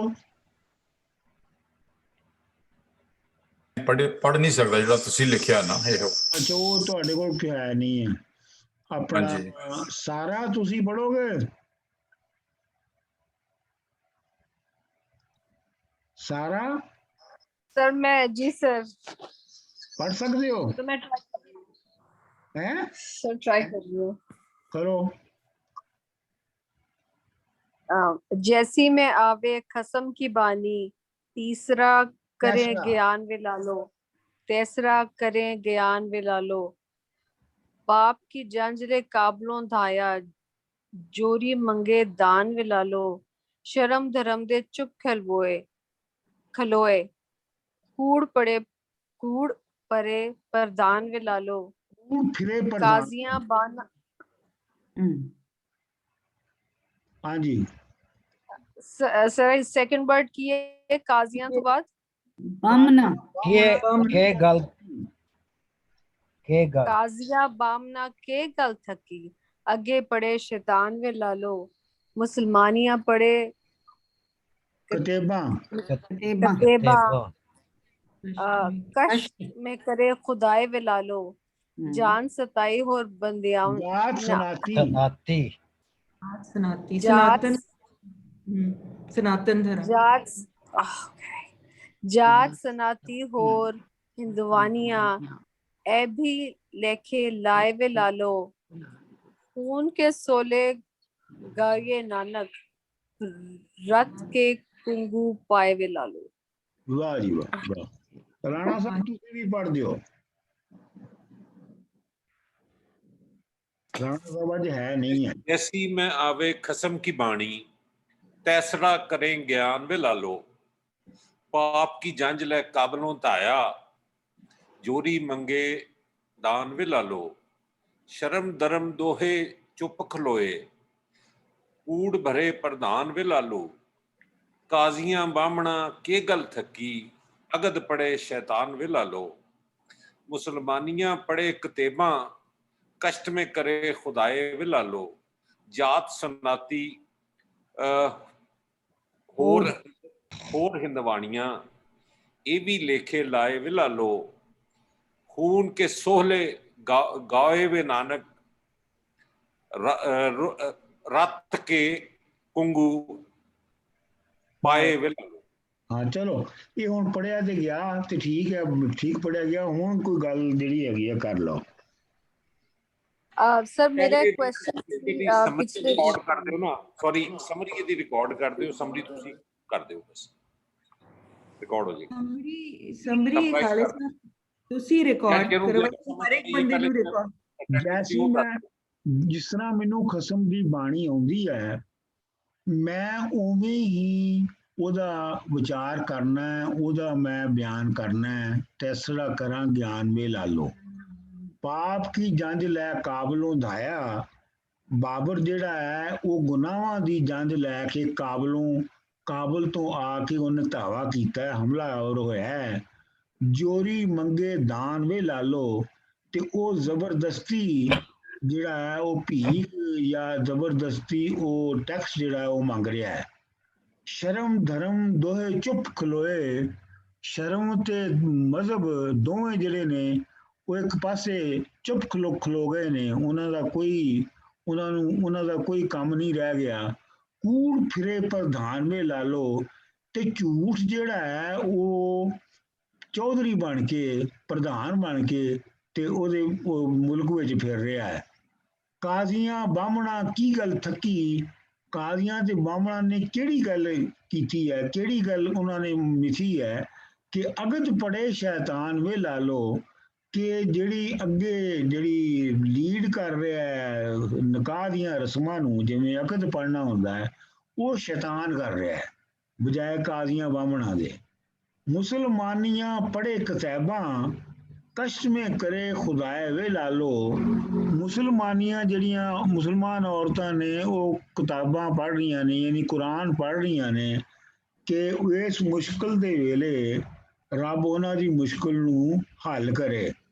ਜਾਤ ਸਨਾਤ ਹੋਰ ਹਿੰਦੂਆਣੀਆਂ, ਯਾਨੀ ਜਿਹੜੀਆਂ ਛੋਟੀਆਂ ਵੱਡੀਆਂ ਜ਼ਾਤਾਂ ਦੀਆਂ ਹਿੰਦੂਆਣੀਆਂ ਨੇ, ਹਿੰਦੂ ਔਰਤਾਂ ਨੇ, ਉਹ ਵੀ ਉਸ ਤਰ੍ਹਾਂ ਦੇ ਜਿਹੜੇ ਕੰਮ ਨੇ ਜਿਵੇਂ ਮੁਸਲਮਾਨੀਆਂ ਕਰ ਰਹੀਆਂ ਨੇ ਉਹ ਵੀ ਉਸ ਤਰ੍ਹਾਂ ਹੀ ਕਰ ਰਹੀਆਂ ਨੇ। ਲੇਕਿਨ ਮਤਲਬ ਇਹ ਗੱਲ ਹੈ ਕਿ ਉਹਨਾਂ ਦੀ ਵੀ ਕੋਈ ਸੁਣੀ ਨਹੀਂ ਜਾ ਰਹੀ। ਖੂਨ ਕੇ ਸੋਲੇ ਗਾਵੀਏ ਨਾਨਕ, ਜਿਹੜੇ ਵਿਆਹ ਦੇ ਉੱਤੇ ਜਿਹੜੇ ਗੀਤ ਸੋਲੇ ਗਾਏ ਜਾਂਦੇ ਨੇ, ਗੀਤ ਗਾਏ ਜਾਂਦੇ ਨੇ, ਉਹ ਅਸੀਂ ਇਹ ਬਾਬਰ ਦੀ ਜਿਹੜੀ ਜੰਜ ਲੈ ਕੇ ਆਇਆ ਉਹਦੇ ਉੱਤੇ ਅਸੀਂ ਖੂਨ ਦੇ ਗਾ ਰਹੇ ਹਾਂ। ਰਤ ਕੇ ਕੰਗੂ ਪਾਏ ਵੇ ਲਾਲੋ, ਤੇ ਖੂਨ ਦੀ ਹੀ ਉਬਟਨ ਤੇ ਖੂਨ ਦੇ ਹੀ ਜਿਹੜੀ ਹੈ ਉਹ ਚੜਾਏ ਜਾ ਰਹੇ ਨੇ, ਮਲੇ ਜਾ ਰਹੇ ਨੇ। ਚਲੋ ਜੀ, ਇਹ ਮੈਂ ਕਰ ਦਿੱਤਾ ਹੈ, ਹੋ ਜਾਏਗਾ। ਇਹਨੂੰ ਮੈਂ ਰਿਪੀਟ ਕਰ ਲਾਂ ਜੀ, ਇੱਕ ਅਗਰ ਹੋਵੇ ਤਾਂ ਕਿ ਜ਼ਰਾ। ਹਾਂਜੀ, ਉਹ ਇਹ ਕਿ ਜੈਸੀ ਮੈਂ ਆਵੇ ਖਸਮ ਕੀ ਬਾਣੀ, ਜਿਵੇਂ ਮੈਨੂੰ ਉਤੋਂ ਜਾਂ ਖਸਮ ਵੱਲੋਂ ਜੋ ਬਾਣੀ ਆ ਰਹੀ ਹੈ ਉਹਨੂੰ ਉਹ ਤੇਸੜਾ ਕਰੇ ਗਿਆਨ ਵੇ ਲਾਲੂ, ਮੈਂ ਉਹਨੂੰ ਉਸੇ ਤਰੀਕੇ ਨਾਲ ਉਸੇ ਸ਼ਕਲ ਦੇ ਵਿੱਚ ਬਿਆਨ ਕਰ ਦਿੰਦਾ। ਪਾਪ ਕੀ ਜੰਜ ਲੈ ਕਾਬਲੋਂ ਧਾਇਆ, ਇਹ ਬਾਬਰ ਦੇ ਬਾਰੇ 'ਚ ਜਦੋਂ ਉਹਨੇ ਕਾਬਲ ਤੋਂ ਆ ਕੇ ਹਮਲਾ ਕੀਤਾ ਤੇ ਕਹਿੰਦਾ ਪਾਪ ਦੀ ਜੰਜ, ਗੁਨਾਹਾਂ ਦੀ ਜੰਜ ਲੈ ਕੇ ਆਇਆ, ਤੇ ਜੋਰੀ ਮੰਗੇ ਦਾਨ ਵੇ ਲਾਲੋ, ਤੇ ਆ ਕੇ ਜ਼ਬਰਦਸਤੀ ਜਿਹੜਾ ਹੈ ਨਾ ਆਪਣਾ ਟੈਕਸ ਜਾਂ ਦਾਨ ਮੰਗਦਾ ਹੈ। ਸ਼ਰਮ ਧਰਮ ਦੋਹੇ ਚੁੱਪ ਖਲੋਤੇ, ਕੂੜ ਭਰੇ ਫਿਰੇ ਪ੍ਰਧਾਨ ਵੇ ਲਾਲੋ, ਜਿਹੜਾ ਸ਼ਰਮ ਔਰ ਧਰਮ ਹੈ, ਮਜ਼ਹਬ ਹੈ, ਕੋਈ ਤੁਹਾਡੀਆਂ ਜਿਹੜੀਆਂ ਤਹਿਜ਼ੀਬ ਹੈ, ਕੋਈ ਜਿਹੜਾ ਸਾਡੇ ਰਿਵਾਜ ਨੇ, ਉਹ ਸਭ ਚੁੱਪ ਖਲੋਤੇ ਨੇ। ਸਿਰਫ ਇਸ ਵੇਲੇ ਝੂਠ ਦਾ ਬੋਲਬਾਲਾ ਹੈ ਔਰ ਉਹ ਝੂਠ ਹੀ ਪ੍ਰਧਾਨ ਬਣਿਆ ਫਿਰ ਰਿਹਾ, ਝੂਠ ਦੀ ਗੱਲ ਚੱਲ ਰਹੀ ਹੈ। ਕਾਜ਼ੀਆਂ ਬਾਹਮਣਾ ਕੀ ਗੱਲ ਥੱਕੀ, ਅਗਦ ਪੜੇ ਸ਼ੈਤਾਨ ਵੇ ਲਾਲੂ, ਕਾਜ਼ੀ ਬਾਹਮਣ ਜਿਹੜੇ ਮਜ਼ਹਬੀ ਪੇਸ਼ਵਾ ਨੇ ਸਾਰੇ ਇਸ ਵੇਲੇ ਦੇ, ਜਿਹੜੇ ਇੱਥੇ ਮਜ਼ਹਬ ਹੈ ਨੇ, ਉਹਨਾਂ ਦੇ ਜਿਹੜੇ ਪੇਸ਼ਵਾ ਨੇ, ਉਹਨਾਂ ਦੀ ਕੋਈ ਗੱਲ ਨਾ ਚੱਲ ਰਹੀ ਹੈ, ਨਾ ਮੰਨੀ ਜਾ ਰਹੀ ਹੈ, ਉਹ ਬਿਲਕੁਲ ਚੁੱਪ ਖਲੋਤੇ ਨੇ। ਇਸ ਵੇਲੇ ਸਭ ਤੋਂ ਲੀਡ ਕਰ ਰਿਹਾ ਸ਼ੈਤਾਨ, ਲੀਡ ਕਰ ਰਿਹਾ। ਸ਼ੈਤਾਨ ਇਸ ਵੇਲੇ ਕੈਟਲਿਸਟ ਹੈ, ਉਹੀ ਸਾਰਾ ਕੁਝ ਚੱਲ ਰਿਹਾ। ਮੁਸਲਮਾਨੀਆਂ ਪੜੇ ਕਤੇਬਾਂ ਕਸ਼ਟ ਮੇ ਕਰੇ ਖੁਦਾਏ ਵੇ ਲਾਲੂ, ਇਹ ਇਸ਼ਾਰਾ ਇਹ ਇੱਥੇ ਹੈ ਕਿ ਯਾਨੀ ਜਿਹੜੇ ਮਜ਼ਹਬ ਨੇ ਉਹ ਲੋਕ ਆਪਣੇ ਮਜ਼ਹਬੀ ਅਸ਼ਲੋਕਾਂ ਜਾਂ ਮਜ਼ਹਬ ਦੇ ਵਿੱਚ ਆਪਣੀ ਪਨਾਹ ਤਲਾਸ਼ ਕਰ ਰਹੇ ਨੇ। ਇਸ ਜੋ ਗਦਰ ਮਚ ਗਿਆ ਹੈ, ਜਿਹੜੇ ਸਾਡੇ ਤੇ ਇੱਕ ਜੰਗ ਮੁਸੱਲਤ ਹੋਈ ਹੈ ਜਾਂ ਜਿਹੜੇ ਸਾਡੇ ਤੇ ਜ਼ੁਲਮ ਹੋ ਰਿਹਾ ਹੈ, ਜਿਹੜੀ ਮੁਸਲਮਾਨੀਆਂ ਨੇ ਉਹ ਵੀ ਆਪਣੇ ਮਜ਼ਹਬ ਵੱਲ ਜਾ ਰਹੇ ਨੇ, ਤੇ ਜਾਤ ਸੁਨਾਤੀ ਹੋਰ ਹਿੰਦੂਆਣੀਆਂ ਇਹ ਵੀ ਲੇਖੇ ਲਾਏ ਵੇ ਲਾਲੂ, ਉਹ ਵੀ ਜਿਹੜੇ ਨੇ ਆਪਣੀ ਮਜ਼ਹਬੀ ਕਿਤਾਬਾਂ 'ਚ, ਆਪਣੇ ਮਜ਼ਹਬੀ ਉਹਨਾਂ ਦੇ ਵਿੱਚ ਉਹਨਾਂ ਕੋਲ ਬੇਬਸੀ ਦਾ ਆਲਮ ਹੈ, ਸਵਾਏ ਆਪਣੇ ਮਜ਼ਹਬ 'ਚ ਪਨਾਹ ਲੈਣ ਦੇ ਉਹਨਾਂ ਕੋਲ ਕੋਈ ਹੋਰ ਚਾਰਾ ਨਹੀਂ ਹੈ। ਤੇ ਜਿਹੜਾ ਬਾਬਾ ਨਾਨਕ ਹੈ ਉਹ ਕਹਿੰਦਾ ਕਿ ਮੈਂ ਇਸ ਵੇਲੇ ਖੂਨ ਦੇ ਗੀਤ ਲਿਖਣ ਤੇ ਮਜਬੂਰ ਹਾਂ, ਖੂਨ ਦੇ ਗੀਤ ਲਿਖ ਰਹੇ ਹਾਂ, ਜੰਗ ਦੇ ਲਿਖ ਰਹੇ ਹਾਂ, ਲੋਕਾਂ ਦੇ ਦੁੱਖ ਲਿਖ ਰਹੇ ਹਾਂ, ਔਰ ਉਹਨਾਂ ਦੀ ਉਹਨੂੰ ਇੱਕ ਤਸ਼ਬੀਹ ਦਿੰਦੇ ਆ, ਕਹਿੰਦਾ ਕਿ ਉਹਦੇ ਵਿੱਚ ਉਬਟਨ ਵੀ ਹੈ, ਜਿਹੜੀਆਂ ਰਸੂਮਾਤ ਵੀ ਹੈ ਉਹ ਵੀ ਖੂਨ ਦੀਆਂ ਨੇ, ਕਿਉਂਕਿ ਹਰ ਪਾਸੇ ਮੁਆਸ਼ਰੇ ਦੇ ਵਿੱਚ ਖੂਨ ਹੈ, ਸਾਡੇ ਉੱਤੇ ਹਮਲਾ ਹੋ ਗਿਆ, ਇਹ ਸਾਰਾ ਮੁਆਸ਼ਰਾ ਤਬਾਹ ਹੋ ਰਿਹਾ। Very good. ਆਲਸੋ ਇਹ ਵੀ ਕਹਿਣ ਦੀ ਕੋਸ਼ਿਸ਼ ਕਰ ਰਹੇ ਨੇ ਕਿ ਉਹਨਾਂ ਨੇ ਕਿਸੇ ਨੂੰ ਵੀ ਨਹੀਂ ਛੱਡਿਆ, ਉਹਨਾਂ ਨੇ ਨਾ ਮੁਸਲਮਾਨਾਂ ਨੂੰ ਛੱਡਿਆ ਤੇ ਨਾ ਹਿੰਦੂਆਂ ਨੂੰ ਛੱਡਿਆ, ਜੋ ਵੀ ਪੂਰਾ ਮੁਆਸ਼ਰਾ ਸੀ ਉਹਨੇ ਕਿਸੇ ਨੂੰ ਵੀ ਨਹੀਂ ਛੱਡਿਆ, ਹਰ ਇੱਕ ਤੇ ਜ਼ੁਲਮ ਹੋ ਰਿਹਾ। ਬਿਲਕੁਲ ਬਿਲकुल। ਇਹਦੇ ਵਿੱਚ ਹੀ ਡਾਕਟਰ ਸਾਹਿਬ ਇਹ ਉਹੀ ਚੀਜ਼ ਹੈ ਨਾ ਬਾਬਰ ਬਾਣੀ ਚ, ਜਿਸ ਤਰ੍ਹਾਂ ਕਿ ਪੂਰੇ ਦਾ ਪੂਰਾ ਸੋਸ਼ਲ ਤੇ ਹਿਸਟੋਰੀਕਲ ਪਰਸਪੈਕਟਿਵ ਉਸ ਪੂਰੇ ਜਿਹੜਾ ਕਿ ਉਹਦਾ ਕਰਪਟ ਪੋਲੀਟੀਕਲ ਸਿਸਟਮ ਸੀ, ਬਾਬਾ ਨਾਨਕ ਹੋਰਾਂ ਨੇ ਉਹਨੂੰ ਵਿਟਨੈਸ ਕੀਤਾ। ਉਹ ਖੁਦ ਉਸ ਬਾਬਰ ਦੇ ਇਨਵੇਜਨਸ ਦੇ ਜਿਹੜੇ ਨੇ ਉਹ ਆਈ ਵਿਟਨੈਸ ਸੀ, ਤੇ ਉਹ ਜਦੋਂ ਲਾਲੂ ਕੋਲ ਠਹਿਰੇ ਹੋਏ ਸਨ ਤੇ ਉਹ ਜਿਹੜੇ ਜਿਸ ਵਕਤ ਉਹ ਬਾਹਰ ਹਮਲੇ ਹੋ ਰਹੇ ਸਨ, ਉਹ ਜਿਸ ਵਕਤ ਉੱਥੇ ਸਈਦਾਬਾਦ ਜਾਂ ਇਮਨਾਬਾਦ ਚ ਸਨ, ਉਹ ਜਿਹੜੀ ਪਾਕਿਸਤਾਨ ਚ ਜਗ੍ਹਾ, ਤੇ ਉਹ ਕਹਿੰਦੇ ਨੇ ਅਗਨਾਵਾਂ ਦੀ ਫੌਜ ਆ ਬਾਬਰ ਲੈ ਕੇ ਆਇਆ, ਤੇ ਦੁਨੀਆ ਨੂੰ ਜਿਸ ਤਰ੍ਹਾਂ ਕਿ ਪੂਰਾ ਦਾ ਪੂਰਾ ਲੋਕਾਂ ਦੀ ਸਫਰਿੰਗ, ਹਿਊਮਨ ਮਿਜ਼ਰੀ, ਔਰ ਉਹਦੇ ਵਿੱਚ ਜਿਹੜੇ ਕਾਜ਼ੀ ਤੇ ਜਿਹੜੇ ਵੀ ਆਪਣੇ ਮੁਸਲਮਾਨਾਂ ਤੇ ਉਹ ਜਿਹੜੀਆਂ ਰੀਤੀ ਰਿਵਾਜ ਜਿਹੜੇ ਅੱਜ ਤੱਕ ਵੀ ਚੱਲਦੇ ਪਏ ਨੇ, ਉਹ ਪੂਰਾ ਅਗਰ ਦੇਖਿਆ ਜਾਏ ਇਹ ਸਾਰਾ ਕੁਝ ਪੜ੍ਹਨ ਦੇ ਬਾਅਦ ਜੋ ਕੁਛ ਉਹ ਲਾਲੂ ਨੂੰ ਕਰਕੇ ਕਹਿ ਰਹੇ ਨੇ ਐਕਚੁਅਲੀ, ਤੇ ਉਹ ਤੇ ਇਹ ਜਿਹੜਾ ਸਿਸਟਮ ਅਸੀਂ ਤੱਕਨੇ ਪਏ ਆ ਤੇ ਦੇਖਦੇ ਪਏ ਆ ਅੱਜ ਦੀ ਦੌਰ ਦੇ ਵਿੱਚ, ਤੇ ਉਹ ਤੇ ਸਾਰਾ ਕੁਝ ਬਾਬਾ ਜੀ ਦੀ ਪ੍ਰੀਚਿੰਗਸ ਦੇ ਤੇ ਪੂਰੇ ਅੱਗੇ ਉਹਦੇ ਤੋਂ ਉਲਟਾ ਪੁਲਟਾ ਹੀ ਮੈਨੂੰ ਤੇ ਲੱਭਿਆ। ਇੱਕ ਦੇ ਵਿੱਚ ਜਿਹੜੀ ਗੱਲ ਹੈ ਨਾ, ਤੁਸੀਂ ਇਹ ਧਿਆਨ ਚ ਰੱਖੋ। ਹਾਂਜੀ। ਗੱਲ ਜਿਹੜਾ ਬਾਬਰ ਹੈ ਉਹਨੇ ਕਿਸੇ ਹਿੰਦੂ ਰਾਜੇ ਤੇ ਹਮਲਾ ਨਹੀਂ ਸੀ ਕੀਤਾ, ਇਬਰਾਹਿਮ ਲੋਧੀ ਤੇ ਆਇਆ, ਉਹ ਤੇ ਮੁਸਲਮਾਨ ਦੇ ਉੱਤੇ ਹੀ ਤੇ ਮੁਸਲਮਾਨਾਂ ਦੀ ਹਕੂਮਤ ਤੇ ਹੀ ਹਮਲਾ ਕੀਤਾ ਸੀ ਉਹਨੇ। ਜੀ ਜੀ। ਔਰ ਇਹ ਤੇ ਖੈਰ ਇੱਥੋਂ ਤੱਕ ਅਸੀਂ ਪੜ੍ਹਿਆ, ਲੇਕਿਨ ਅੱਗੇ ਜਾ ਕੇ ਤੇ ਬਾਬਾ ਜੀ ਇਹ ਵੀ ਦੱਸਦੇ ਨੇ, ਇਹ ਵੀ ਜ਼ਿਕਰ ਕਰਦੇ ਨੇ ਕਿ ਜਿਹੜਾ ਬਾਬਰ ਹੈ ਨਾ ਉਹਨੇ ਕੋਈ ਮਸਜਿਦ ਛੱਡੀ, ਨਾ ਉਹਨੇ ਕੋਈ ਮੰਦਿਰ ਛੱਡਿਆ, ਤੇ ਉਹਦੇ ਲਈ ਜਿਹੜਾ ਆਮ ਬੰਦਾ ਸੀ ਪੰਜਾਬ ਦਾ, ਉਹ ਹਿੰਦੂ ਸੀ, ਸਿੱਖ ਸੀ, ਮੁਸਲਮਾਨ ਸੀ, ਉਹਦੇ ਲਈ ਇਹ ਕੁਛ ਮੈਟਰ ਨਹੀਂ ਸੀ ਕਰ ਰਿਹਾ। ਉਹਦੇ ਲਈ ਸਾਰੇ ਇੱਕੋ ਜਿਹੇ ਸਨ, ਉਹਨੇ ਸਾਰਿਆਂ ਨੂੰ ਇੱਕੋ ਜਿਹਾ ਤਬਾਹ ਕੀਤਾ। ਉਹ ਆਪਣੀ ਪਾਵਰ ਦੇ ਨਸ਼ੇ 'ਚ ਉਹਨੇ ਤੇ ਇਨਸਾਨ ਨੂੰ ਤੇ ਇਨਸਾਨ ਸਮਝਿਆ ਨਹੀਂ, ਤੇ ਬਾਬਾ ਜੀ ਤੇ ਫਿਰ ਜਿਹੜਾ ਅਸੀਂ ਸਮਝ ਪਾਏ ਆ ਕਿ ਬਾਬਾ ਜੀ ਤੇ ਫਿਰ ਇਨਸਾਨ ਦੀ ਕਦਰ ਤੇ ਲੋਕਾਂ ਤੇ ਇਨਸਾਨੀਅਤ ਦਾ ਪ੍ਰਚਾਰ ਕਰਦੇ ਪਿਆ ਨਾ, ਹਿਊਮਨਿਜ਼ਮ ਹੀ ਆ ਗਿਆ ਨਾ। ਜੀ ਜੀ ਜੀ ਜੀ। ਉਹ ਇਹ ਕਹਿ ਰਹੇ ਨੇ ਕਿ ਇਹਦੇ ਤੁਸੀਂ ਇਹ ਨਾ ਸਮਝੋ, ਅਸਲ 'ਚ ਜਿਹੜਾ ਐਮਫੈਸਿਸ ਹੈ ਨਾ ਇਹਦੇ ਵਿੱਚ ਮੁਸਲਮਾਨੀਆਂ ਪੜ੍ਹੇ ਕਿਤਾਬਾਂ, ਹਾਂਜੀ ਹਾਂਜੀ, ਇਹ ਨਾ ਸਮਝੋ ਕਿ ਇਹ ਕੋਈ ਮੁਸਲਮਾਨ ਹਮਲਾ ਹੋ ਰਿਹਾ ਹੈ ਹਿੰਦੂਆਂ ਦੀ, ਐਸਾ ਕੁਝ ਨਹੀਂ ਹੈ। ਇਹ ਪੂਰੀ ਇੱਕ ਕੌਮ ਦੇ ਉੱਤੇ, ਪੰਜਾਬੀ ਕੌਮ ਦੇ ਉੱਤੇ ਹਮਲਾ ਹੋ ਰਿਹਾ ਹੈ ਬਾਬਰ ਦਾ, ਜਿਹਦੇ ਵਿੱਚ ਮੁਸਲਮਾਨ ਵੀ ਨੇ ਤੇ ਹਿੰਦੂ ਵੀ ਨੇ। ਉਹਨਾਂ ਸਾਰਿਆਂ ਦੇ ਨਾਲ ਇੱਕੋ ਜਿਹਾ ਸਲੂਕ ਹੋ ਰਿਹਾ ਹੈ। ਇਹ ਡਾਕਟਰ ਸਾਹਿਬ ਇਹ ਬਹੁਤ ਜ਼ਬਰਦਸਤ ਇਹਦੇ ਗੱਲ ਚ ਹੈ। ਜਿਹੜੀ ਹਾਂ ਤੁਸੀਂ ਕਰੋ। ਨਹੀਂ ਤੁਸੀਂ ਜ਼ੁਬੈਰ ਸਾਹਿਬ, ਤੁਸੀਂ ਵੱਡੇ ਹੋ, ਬਜ਼ੁਰਗ ਹੋ ਤੁਸੀਂ। How sweet Sonia, so sweet. ਮੈਂ ਸਿਰਫ ਇਹ ਥੋੜੀ ਜਿਹੀ ਗੱਲ ਕਰਨੀ ਸੀ, ਜਿਹੜੀ ਬਾਬਰ ਬਾਣੀ ਦੀ ਜਿਹੜੀ ਇੰਪੋਰਟੈਂਸ ਹੈ ਉਹ ਇਹ ਹੈ ਕਿ ਉਸ ਜ਼ਮਾਨੇ ਦੀਆਂ ਜਿਹੜੀਆਂ ਹਿਸਟਰੀਜ਼ ਲਿਖੀਆਂ ਜਾ ਰਹੀਆਂ ਸੀ ਉਹ ਸਾਰੀਆਂ ਬਾਦਸ਼ਾਹਾਂ ਦੀ ਤਾਰੀਖ ਹੈ, ਔਰ ਕਿਤੇ ਵੀ ਸਾਨੂੰ ਜਿਹੜਾ ਬਾਬਰ ਨੇ ਆ ਕੇ ਪੀਪਲਸ ਲੈਵਲ ਤੇ, ਲਾਲੂ ਜਿਹੜਾ ਇੱਕ ਆਮ ਲੇਮੈਨ ਹੈ, ਆਮ ਬੰਦਾ ਹੈ, ਕਾਮਨ ਮੈਨ, ਕਿਤੇ ਵੀ ਸਾਨੂੰ ਉਹ ਤਬਾਹੀ ਨਹੀਂ ਮਿਲਦੀ ਜਿਹੜੀ ਬਾਬਰ ਬਾਣੀ ਵਿੱਚ ਬਾਬੇ ਗੁਰੂ ਨਾਨਕ ਨੇ ਲਿਖੀ। ਔਰ ਬਾਬਾ ਗੁਰੂ ਨਾਨਕ ਸ਼ਾਇਰ ਹੈ, ਗੁਰੂ ਹੈ, ਉਹ ਕੋਈ ਹਿਸਟੋਰੀਅਨ ਨਹੀਂ ਹੈ, ਲੇਕਿਨ ਇਹ ਜਿਹੜੀ ਬਾਬਰ ਬਾਣੀ ਹੈ ਇਹ ਉਸ ਜ਼ਮਾਨੇ ਦੇ ਜਿਹੜੀਆਂ ਤਾਰੀਖ ਦੀਆਂ ਕਿਤਾਬਾਂ ਸਨ ਉਹਨਾਂ ਤੋਂ ਬਹੁਤ ਜ਼ਿਆਦਾ ਹੈ। ਸ਼ਾਇਦ ਮੈਨੂੰ ਲੱਗਦਾ ਹੈ ਮਨਜ਼ੂਰ ਸਾਹਿਬ ਨੂੰ ਵੈਰੀਫਾਈ ਕਰ ਸਕਦੇ ਨੇ ਕਿ ਸ਼ਾਇਦ ਵਾਹਿਦ ਸੋਰਸ ਹੈ ਪੀਪਲ ਲੈਵਲ ਤੇ ਜਿਹੜਾ ਸਾਨੂੰ ਬਾਬਰ ਬਾਣੀ ਦਾ ਦੱਸ ਰਿਹਾ। ਹਾਂ ਜੀ, ਇਸ ਤੋਂ ਇਲਾਵਾ ਕੋਈ ਸੋਰਸ ਨਹੀਂ ਹੈਗਾ। ਹਾਂਜੀ, ਮੈਂ ਕੁਛ ਅਰਜ਼ ਕਰਾਂ ਇੱਥੇ ਥੋੜਾ ਜਿਹਾ ਕਿ ਦੇਖੋ, ਅਸੀਂ ਸਿੱਖ ਧਰਮ ਦੇ ਵਿੱਚ ਬਾਬਰ ਬਾਣੀ ਦੇ ਐਕਚੁਅਲੀ 4 ਸ਼ਬਦ ਜਾਂ 4 ਪੌੜੀਆਂ ਕਹਿ ਸਕਦੇ ਉਹ ਕਾਊਂਟ ਕਰਦੇ ਆ, ਤੇ ਉਹਦੇ ਵਿੱਚੋਂ ਇੱਕ ਤਾਂ ਇਹ ਬਾਬਰ ਬਾਣੀ ਚ ਜੈਸੀ ਮੈਂ ਆਵੇ ਖਸਮ ਕੀ ਬਾਣੀ, ਇਹ ਵੀ ਹਾਲੇ ਅੱਗੇ ਵੀ ਹੈਗੀ ਆ, ਔਰ ਦੂਸਰੇ ਪਾਸੇ ਉਹਨਾਂ ਨੇ ਕਿਹਾ ਕਿ ਏਤੀ ਮਾਰ ਪਈ ਕੁਰਲਾਣੇ ਤੈਂ ਕੀ ਦਰਦ ਨਾ ਆਇਆ। ਪਰਮਾਤਮਾ ਨੂੰ ਇਹ ਵੀ ਕਿਹਾ ਕਿ ਇੰਨਾ ਜ਼ੁਲਮੋ ਸਿਤਮ ਹੋਇਆ ਕਿ ਹੇ ਰੱਬਾ ਤੈਨੂੰ ਬਿਲਕੁਲ ਕੋਈ ਕਿਸੇ ਤੇ ਤਰਸ ਨਹੀਂ ਆਇਆ। ਉਹ ਵੀ ਇਹਦੇ ਵਿੱਚ ਹੀ ਮਤਲਬ ਅੱਗੇ ਅਲੱਗ ਸ਼ਬਦ ਹੈ। ਦੋ ਹੋਰ ਵੀ ਮਤਲਬ ਸ਼ਬਦ ਨੇ, ਟੋਟਲ 4 ਨੇ। ਇਹਦੇ ਵਿੱਚ ਮੇਰਾ ਖਿਆਲ ਹੈ ਉਹਨਾਂ ਨੇ ਪੂਰੀ ਡਿਸਕ੍ਰਿਪਸ਼ਨ ਇੱਕ ਵੈਡਿੰਗ ਦੀ ਦਿੱਤੀ ਆ। ਬਹੁਤ ਹੀ poetry from political point of view ਨਾਲ ਜੇ ਦੇਖੀਏ, ਬਿਲਕੁਲ ਵਿਆਹ ਦੀ ਇਹ ਰਸਮ ਹੈਗੀ ਆ। ਔਰ ਅਖੀਰ ਦੇ ਵਿੱਚ ਜਦੋਂ ਵਿਆਹ ਹੋ ਜਾਂਦਾ, ਸ਼ਾਦੀ ਹੋ ਜਾਂਦੀ ਹੈ, ਉਹਦੇ ਵਿੱਚ ਕਹਿੰਦੇ ਆ ਨਾ ਫਿਰ ਕਿ ਰਤ ਕਾ ਕੁੰਗੂ, ਕੁੰਗੂ ਮੀਨਸ ਕੇਸਰ। ਜਦੋਂ ਵਿਆਹ ਹੋ ਜਾਂਦਾ ਨਾ ਤੇ ਬਾਅਦ ਚ ਕੇਸਰ ਪਾਉਂਦੇ ਨੇ ਵਾਲ ਦੇ ਵਿਚਕਾਰ।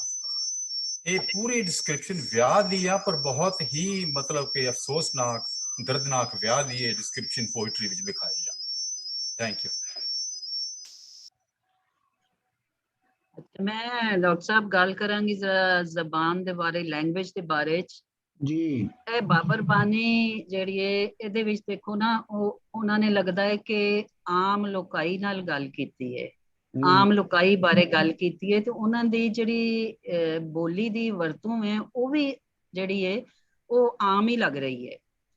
ਤੇ ਜਿਹੜੀ ਅਸੀਂ ਪਹਿਲੀ ਪੌੜੀਆਂ ਪੜ੍ਹੀਆਂ ਨੇ ਉਹ ਲੱਗ ਰਹੀ ਹੈ ਕਿ ਕੋਈ ਲਿਟਰੇਰੀ ਲੈਂਗੁਏਜ ਵੀ ਉਹਨਾਂ ਦੇ ਵਿੱਚ ਆਈ ਹੈ।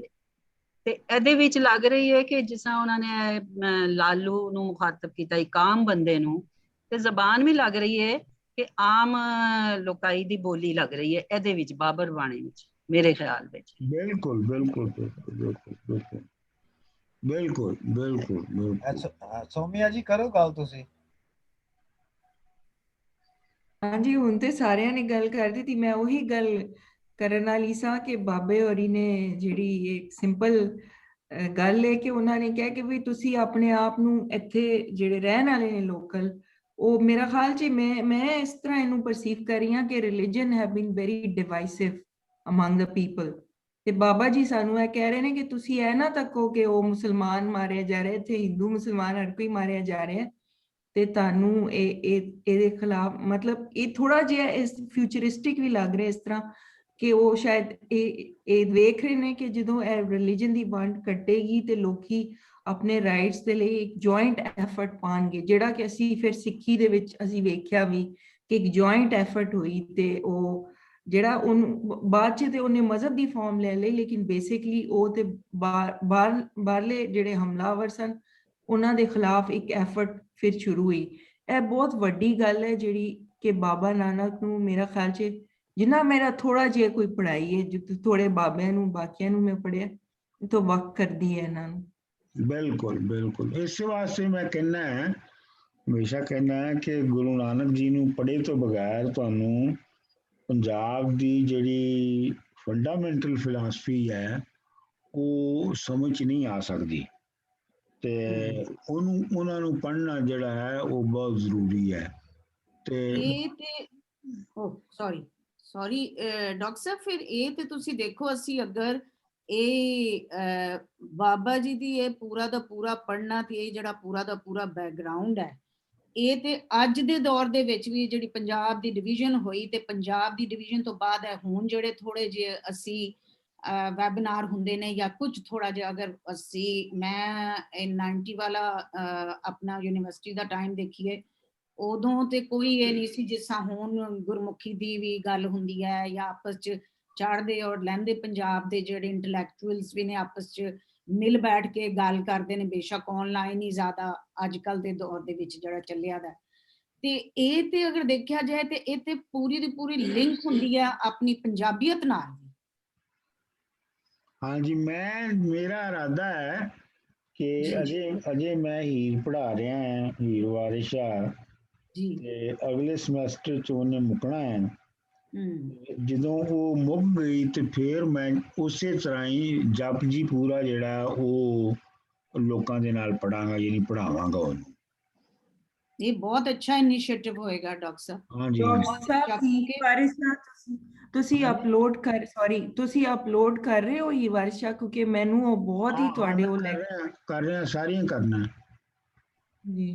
ਡਾਕਟਰ ਸਾਹਿਬ, ਮੇਰਾ ਇੱਕ ਕੁਐਸਚਨ ਹੈ ਜੀ, ਉਹ ਥੋੜਾ ਜਿਹਾ ਹਟਕੇ ਹੈ ਬਾਬਰ ਬਾਣੀ ਤੋਂ। ਉਹ ਇਹ ਹੈ ਕਿ ਗੁਰੂ ਨਾਨਕ ਦੀ ਜੋ ਫਿਲਾਸਫੀ ਆ ਉਹ ਬਹੁਤ ਹੀ ਇਕੁਐਲਿਟੀ ਵਾਲੀ, ਹਰ ਇੱਕ ਚੀਜ਼ ਨੂੰ ਇੰਪੋਰਟੈਂਸ, ਜਿੱਦਾਂ ਕਿ ਉਹਨੇ ਲੰਗਰ ਦੇ ਵਿੱਚ, ਪੰਗਤ ਦੇ ਵਿੱਚ ਹਰ ਇੱਕ ਨੂੰ ਇੱਕ ਬਰਾਬਰੀ ਮੰਨਿਆ ਫਿਲਾਸਫੀ ਦੇ ਵਿੱਚ ਜੀ।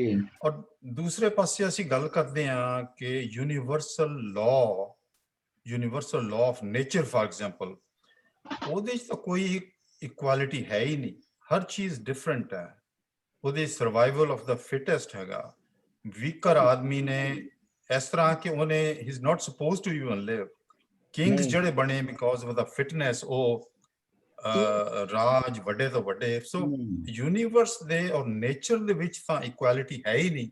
ਨੇਚਰ ਦੇ ਅਸੀਂ ਵਿੱਚ ਕਿਵੇਂ ਨਹੀਂ, ਇੰਜ ਨਹੀਂ ਦੇਖੋ, ਤੁਸੀਂ ਇੰਜ ਦੇਖੋ ਕਿ ਨੇਚਰ ਨੇ, ਜਿਹੜੇ ਸਾਰੇ ਇਨਸਾਨ ਨੇ, ਬੰਦਾ ਔਰਤ, ਕਾਲਾ ਗੋਰਾ ਪੀਲਾ, ਸਭ ਨੂੰ ਇੱਕੋ ਜਿਹਾ ਪੈਦਾ ਕੀਤਾ ਹੈ। ਇਸ ਵਾਸਤੇ ਉਹਦੀ ਬੁਨਿਆਦ ਦੇ ਉੱਤੇ ਸਾਰੇ ਬੰਦਿਆਂ, ਜਿਹੜੇ ਸਾਰੇ ਇਹਨੂੰ ਇੱਕ ਮੰਨ ਕੇ ਚੱਲਣਾ ਚਾਹੀਦਾ ਹੈ। ਔਰ ਇਸ ਵਾਸਤੇ ਜਿਹੜੀ ਊਂਚ ਨੀਚ ਹੈ, ਜਾਤ ਬਰਾਦਰੀ ਹੈ, ਉਹਨੂੰ ਛੱਡਣਾ ਚਾਹੀਦਾ ਹੈ। ਲਾਜਿਕ ਇਹ ਹੈਗੀ ਹੈ, ਤੁਸੀਂ ਡਾਰਵਿਨੀਅਨ ਦੇ ਤਹਿਤ ਜਾ ਰਹੇ ਹੋ, ਮੈਂ ਡਾਰਵਿਨੀਅਨ ਦੇ ਤਹਿਤ ਨਹੀਂ ਜਾ ਰਿਹਾ। ਮੈਂ ਇਹ ਕਹਿ ਰਿਹਾ ਕਿ ਹੁਣ ਇੱਕ ਜਿਹੜੀ ਜਿਨਸ ਹੈ ਉਹ ਬਣ ਗਈ ਹੈ, ਜਿਹੜੀ ਕਿ ਆਪਣਾ ਜਿਹੜੀ ਇਨਸਾਨਾਂ ਦੀ, ਤੇ ਬਾਬਾ ਜੀ ਜਿਹੜੇ ਦੇ ਅਸੂਲ ਦੇ ਮੁਤਾਬਕ ਉਹਦੇ ਵਿੱਚ ਸਾਰੇ ਇੱਕੋ ਜਿਹੇ ਹੀ ਨੇ। ਸਾਰਿਆਂ ਦੇ ਵਿੱਚ ਕੋਈ ਉਹਨੇ ਯਾਨੀ ਨੇਚਰ ਨੇ ਫਰਕ ਨਹੀਂ ਕੀਤਾ ਹੈ। ਇਹ ਤੁਸੀਂ ਵਿੱਚ ਜਿਹੜੀ ਸੋਸ਼ਲ ਸਟਰਕਚਰਸ ਬਣਾਏ ਨੇ ਉਹਨਾਂ ਦੇ ਨਾਲ ਫਰਕ ਪਿਆ ਹੈ ਤੁਹਾਡਾ। ਇਸ ਵਾਸਤੇ ਤੁਸੀਂ ਉਹਨਾਂ ਸੋਸ਼ਲ ਸਟਰਕਚਰਸ ਨੂੰ ਢਾਓ ਤੇ ਫਿਰ ਤੁਸੀਂ ਨੇਚਰ ਦੇ ਕਰੀਬ ਜਾਓਗੇ। ਡਾਕਟਰ ਸਾਹਿਬ ਇਹਦੇ ਬਾਰੇ ਇੱਕ ਗੱਲ ਜੀ, ਸ਼ਗੁਫਤਾ ਮੈਡਮ ਤੁਸੀਂ ਗੱਲ ਕਰਨੀ ਹੈ ਤੇ ਪਹਿਲੇ ਕਰ ਲਓ। ਨਹੀਂ ਸੋਨੀ ਤੁਸੀਂ ਕਰੋ ਜੀ, ਮੈਂ ਤੇ ਵੈਸੇ ਉਹ ਗੱਲ ਆਪਣੇ ਮੇਰੇ ਮੂੰਹ ਚੋਂ ਨਿਕਲੀ। ਡਾਕਟਰ ਸਾਹਿਬ ਇਹਦੇ 'ਚ ਮੇਰੇ ਜ਼ਿਹਨ 'ਚ ਇਹ ਵੀ ਖਿਆਲ ਆ ਰਿਹਾ ਸੀ ਕਿ ਨੇਚਰ 'ਚ ਸਿੰਬਿਓਸਿਸ ਵੀ ਹੈ ਤੇ ਪੈਰਾਸਿਟਿਕ ਟੈਂਡੈਂਸੀ ਵੀ ਹੈ। ਯਾਨੀ ਕਿ ਨੇਚਰ ਤੁਹਾਨੂੰ ਇਨਸਾਨ ਦੇ ਅੰਦਰ ਮਤਲਬ ਉਹਦੀ ਰਿਫਲੈਕਸ਼ਨ ਦੋਵੇਂ ਤਰ੍ਹਾਂ ਦੀ ਟੈਂਡੈਂਸੀ ਦੀ ਹੈ। ਯਾਨੀ ਕਿ ਇਨਸਾਨ ਦੇ ਅੰਦਰ ਪੈਰਾਸਿਟਿਕ ਟੈਂਡੈਂਸੀ ਵੀ ਹੈ, ਸੋਸ਼ੀਓਪੈਥਿਕ ਟੈਂਡੈਂਸੀ ਵੀ ਹੈ, ਕੰਪੈਸ਼ਨ ਦੀ ਟੈਂਡੈਂਸੀ ਵੀ ਹੈ।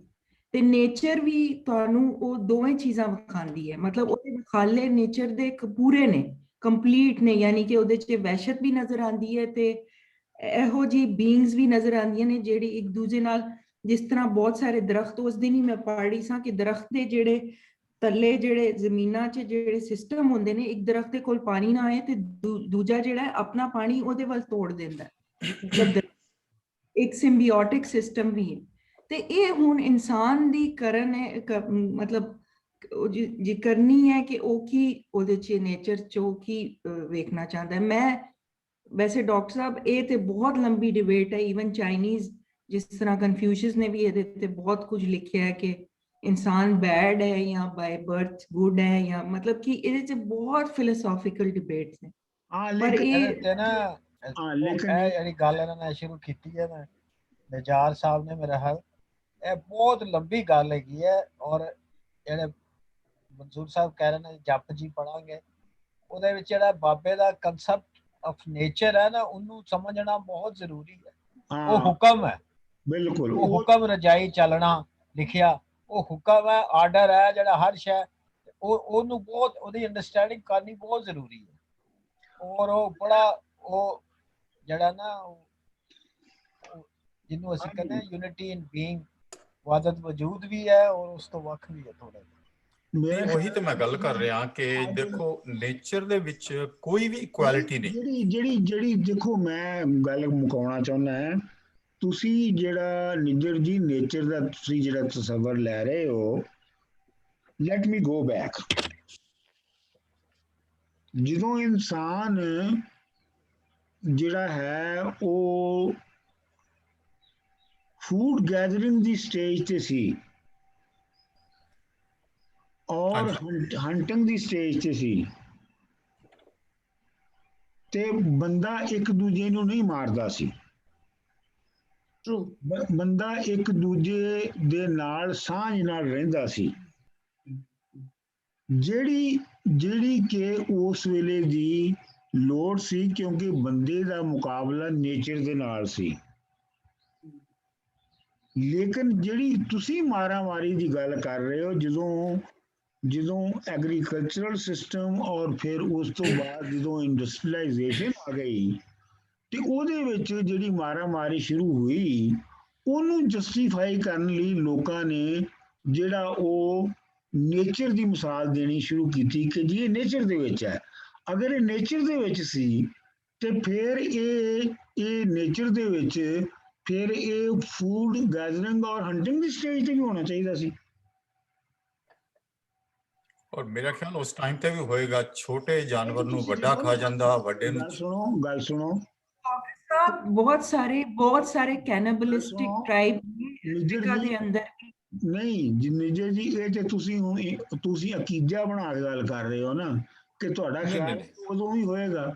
ਜਿਹੜੀ ਤਾਰੀਖੀ ਤੌਰ ਤੇ ਜਿੰਨਿਆਂ ਲੋਕਾਂ ਨੇ ਵੀ ਉਸ ਜ਼ਮਾਨੇ ਦੀ ਤਾਰੀਖ ਦੇ ਬਾਰੇ 'ਚ ਗੱਲ ਕੀਤੀ ਹੈ, ਜਿੰਨੇ ਵੀ ਐਕਸਪਰਟਸ ਨੇ, ਉਹਨਾਂ ਇਹੋ ਹੀ ਕਿਹਾ ਕਿ ਉਹ ਸਾਂਝ ਦਾ ਨਿਜ਼ਾਮ ਸੀ। ਹੱਤਾ ਕਿ ਜਦੋਂ ਆਏ ਨੇ ਹਿੰਦੁਸਤਾਨ ਦੇ ਵਿੱਚ ਤੇ ਉਹਨਾਂ ਵਿੱਚ ਵੀ ਸਾਂਝ ਦਾ ਨਿਜ਼ਾਮ ਸੀ। ਉਹ ਵੀ ਇੱਕ ਦੂਜੇ ਨਾਲ ਲੜਾਈ ਨਹੀਂ ਸੀ ਕਰਦੇ, ਸਿਰਫ ਉਹ ਆਪਣੇ ਮੁਖਾਲਫਾਂ ਨੂੰ ਯਾਨੀ ਡਿਵੀਜ਼ਨ ਮਾਰਦੇ ਸਨ, ਆਪਸ 'ਚ ਨਹੀਂ ਸੀ ਕਰਦੇ। ਤੇ ਮੇਰਾ ਕਹਿਣ ਦਾ ਮਤਲਬ ਇਹ ਹੈ ਕਿ ਇਹ ਜਿਹੜੀ ਨਵੀਂ ਲਾਜਿਕ ਹੈ ਸਰਮਾਇਆਦਾਰੀ ਦੌਰ ਦੀ, ਕਿ ਇਹ ਸਰਮਾਇਆਦਾਰੀ ਦੌਰ ਦੀ ਮਾਰਾਮਾਰੀ ਨੂੰ ਜਸਟੀਫਾਈ ਕਰਨ ਲਈ ਕੁਦਰਤ ਨੂੰ ਵਰਤਿਆ ਜਾਂਦਾ ਹੈ।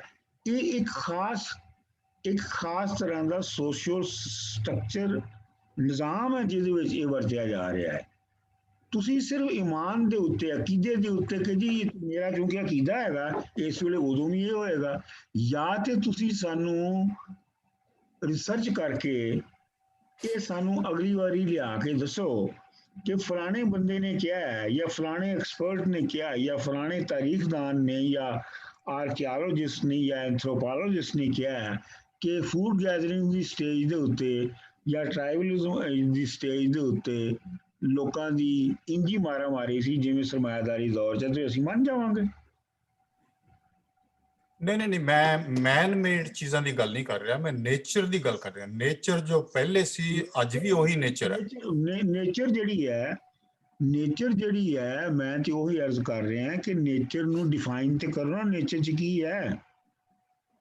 ਨੇਚਰ ਕੋਈ ਹਵਾਈ ਕੋਈ ਮਿਸਟੀਰੀਅਸ ਚੀਜ਼ ਤੇ ਨਹੀਂ ਨਾ ਹੈਗੀ। ਨੇਚਰ ਦੇ ਵਿੱਚ ਠੀਕ ਹੈ ਡਾਰਵਿਨੀਅਨ ਨੁਕਤਾ ਨਜ਼ਰ ਦੇ ਨਾਲ ਚੀਜ਼ਾਂ ਜਿਹੜੀਆਂ ਸਰਵਾਈਵਲ ਦਾ ਫਿਟੈਸਟ ਹੋ ਗਈ, ਲੇਕਿਨ ਜਦੋਂ ਇਨਸਾਨ ਬਣ ਗਿਆ ਔਰ ਇਨਸਾਨ ਨੇ ਬਣ ਕੇ ਜ਼ਮੀਨ ਦੇ ਉੱਤੇ ਆਪਣਾ ਖੁਰਾਕ ਲੱਭਣੀ ਸ਼ੁਰੂ ਕੀਤੀ, ਉਸ ਵੇਲੇ ਜਿਹੜੀ ਨੇਚਰ ਦੀ ਮਿਸਾਲ ਤੁਸੀਂ ਉਹਦੀ ਪਹਿਲੇ ਪੀਰੀਅਡ ਦੀ ਦੇ ਰਹੇ ਹੋ, ਉਹ ਤਾਂ ਉੱਥੇ ਲਾਗੂ ਨਹੀਂ ਹੋ ਰਹੀ। ਦੇਖੋ ਨਾ, ਇਹ ਇੱਕ ਬਹੁਤ ਸਿੱਧੀ ਸਿੰਪਲ ਗੱਲ ਹੈ ਕਿ ਜਾਂ ਤੇ ਤੁਸੀਂ ਰਿਸਰਚ ਕਰੋ ਔਰ ਤੁਸੀਂ ਰਿਸਰਚ ਕਰੋ ਕਿ ਜੀ ਇਹ ਜਿਹੜੀ ਮਾਰਾਮਾਰੀ ਖੋਆ ਖਾਈ ਹੈ ਇਹ ਇਨਸਾਨ ਦੀ ਜ਼ਿੰਦਗੀ ਦੇ ਵਿੱਚ ਹਿਸਟਰੀ ਦੇ ਪਹਿਲੇ ਦਿਨ ਤੋਂ ਮੌਜੂਦ ਹੈ, ਤੇ ਫਿਰ ਮੈਂ ਤੁਹਾਡੀ ਗੱਲ ਮੰਨ ਲਾਂਗਾ। ਤੇ ਜੇ ਇਹ ਹਿਸਟਰੀ ਦੇ ਇੱਕ ਖਾਸ ਸਟੇਜ ਤੇ ਜਾ ਕੇ ਪੈਦਾ ਹੋਈ ਹੈ ਤੇ ਫਿਰ ਮੈਂ ਇਹਨੂੰ ਇੱਕ ਸੋਸ਼ਲ ਕੰਸਟਰਕਟ ਮੰਨਾਂਗਾ। ਚਲੋ ਖੈਰ, ਅੱਜ ਮੇਰੇ ਖਿਆਲ ਇੱਥੇ ਕਾਫੀ ਹੋ ਗਈ ਹੈ, ਇੱਥੇ ਗੱਲ ਖਤਮ ਕਰੀਏ ਤੇ ਹੁਣ ਅਗਲੀ ਵਾਰੀ ਕਰਾਂਗੇ ਗੱਲ। ਠੀਕ ਹੈ ਜੀ, ਠੀਕ ਹੈ, thank you. Thank you. Thank you, Dr. Saab. Thank you very much. Okay ਜੀ, ਸਭ ਨੂੰ ਖੁਦਾ ਹਾਫਿਜ਼ ਤੇ ਰੱਬ ਰਾਖਾ ਡਾਕਟਰ ਸਾਹਿਬ, ਰੱਬ ਰਾਖਾ ਜੀ, ਰੱਬ ਰਾਖਾ ਜੀ। ਰੱਬ ਰਾਖਾ।